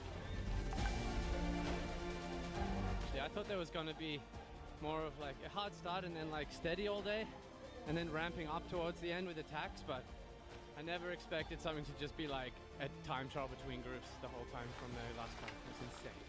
You know, in professional, you are always looking for the time. If you are dropping like the time limit, here is not a limit, so I just want to enjoy it. Take it easy, the 80 flat kilometers, and then in the climb, in the steep climb, just try to push everything I have. La esencia del gravel, esa esencia que nos ha enamorado a lo largo de tantos años, porque esto más allá de la competición es pura aventura, es ética, es compañerismo.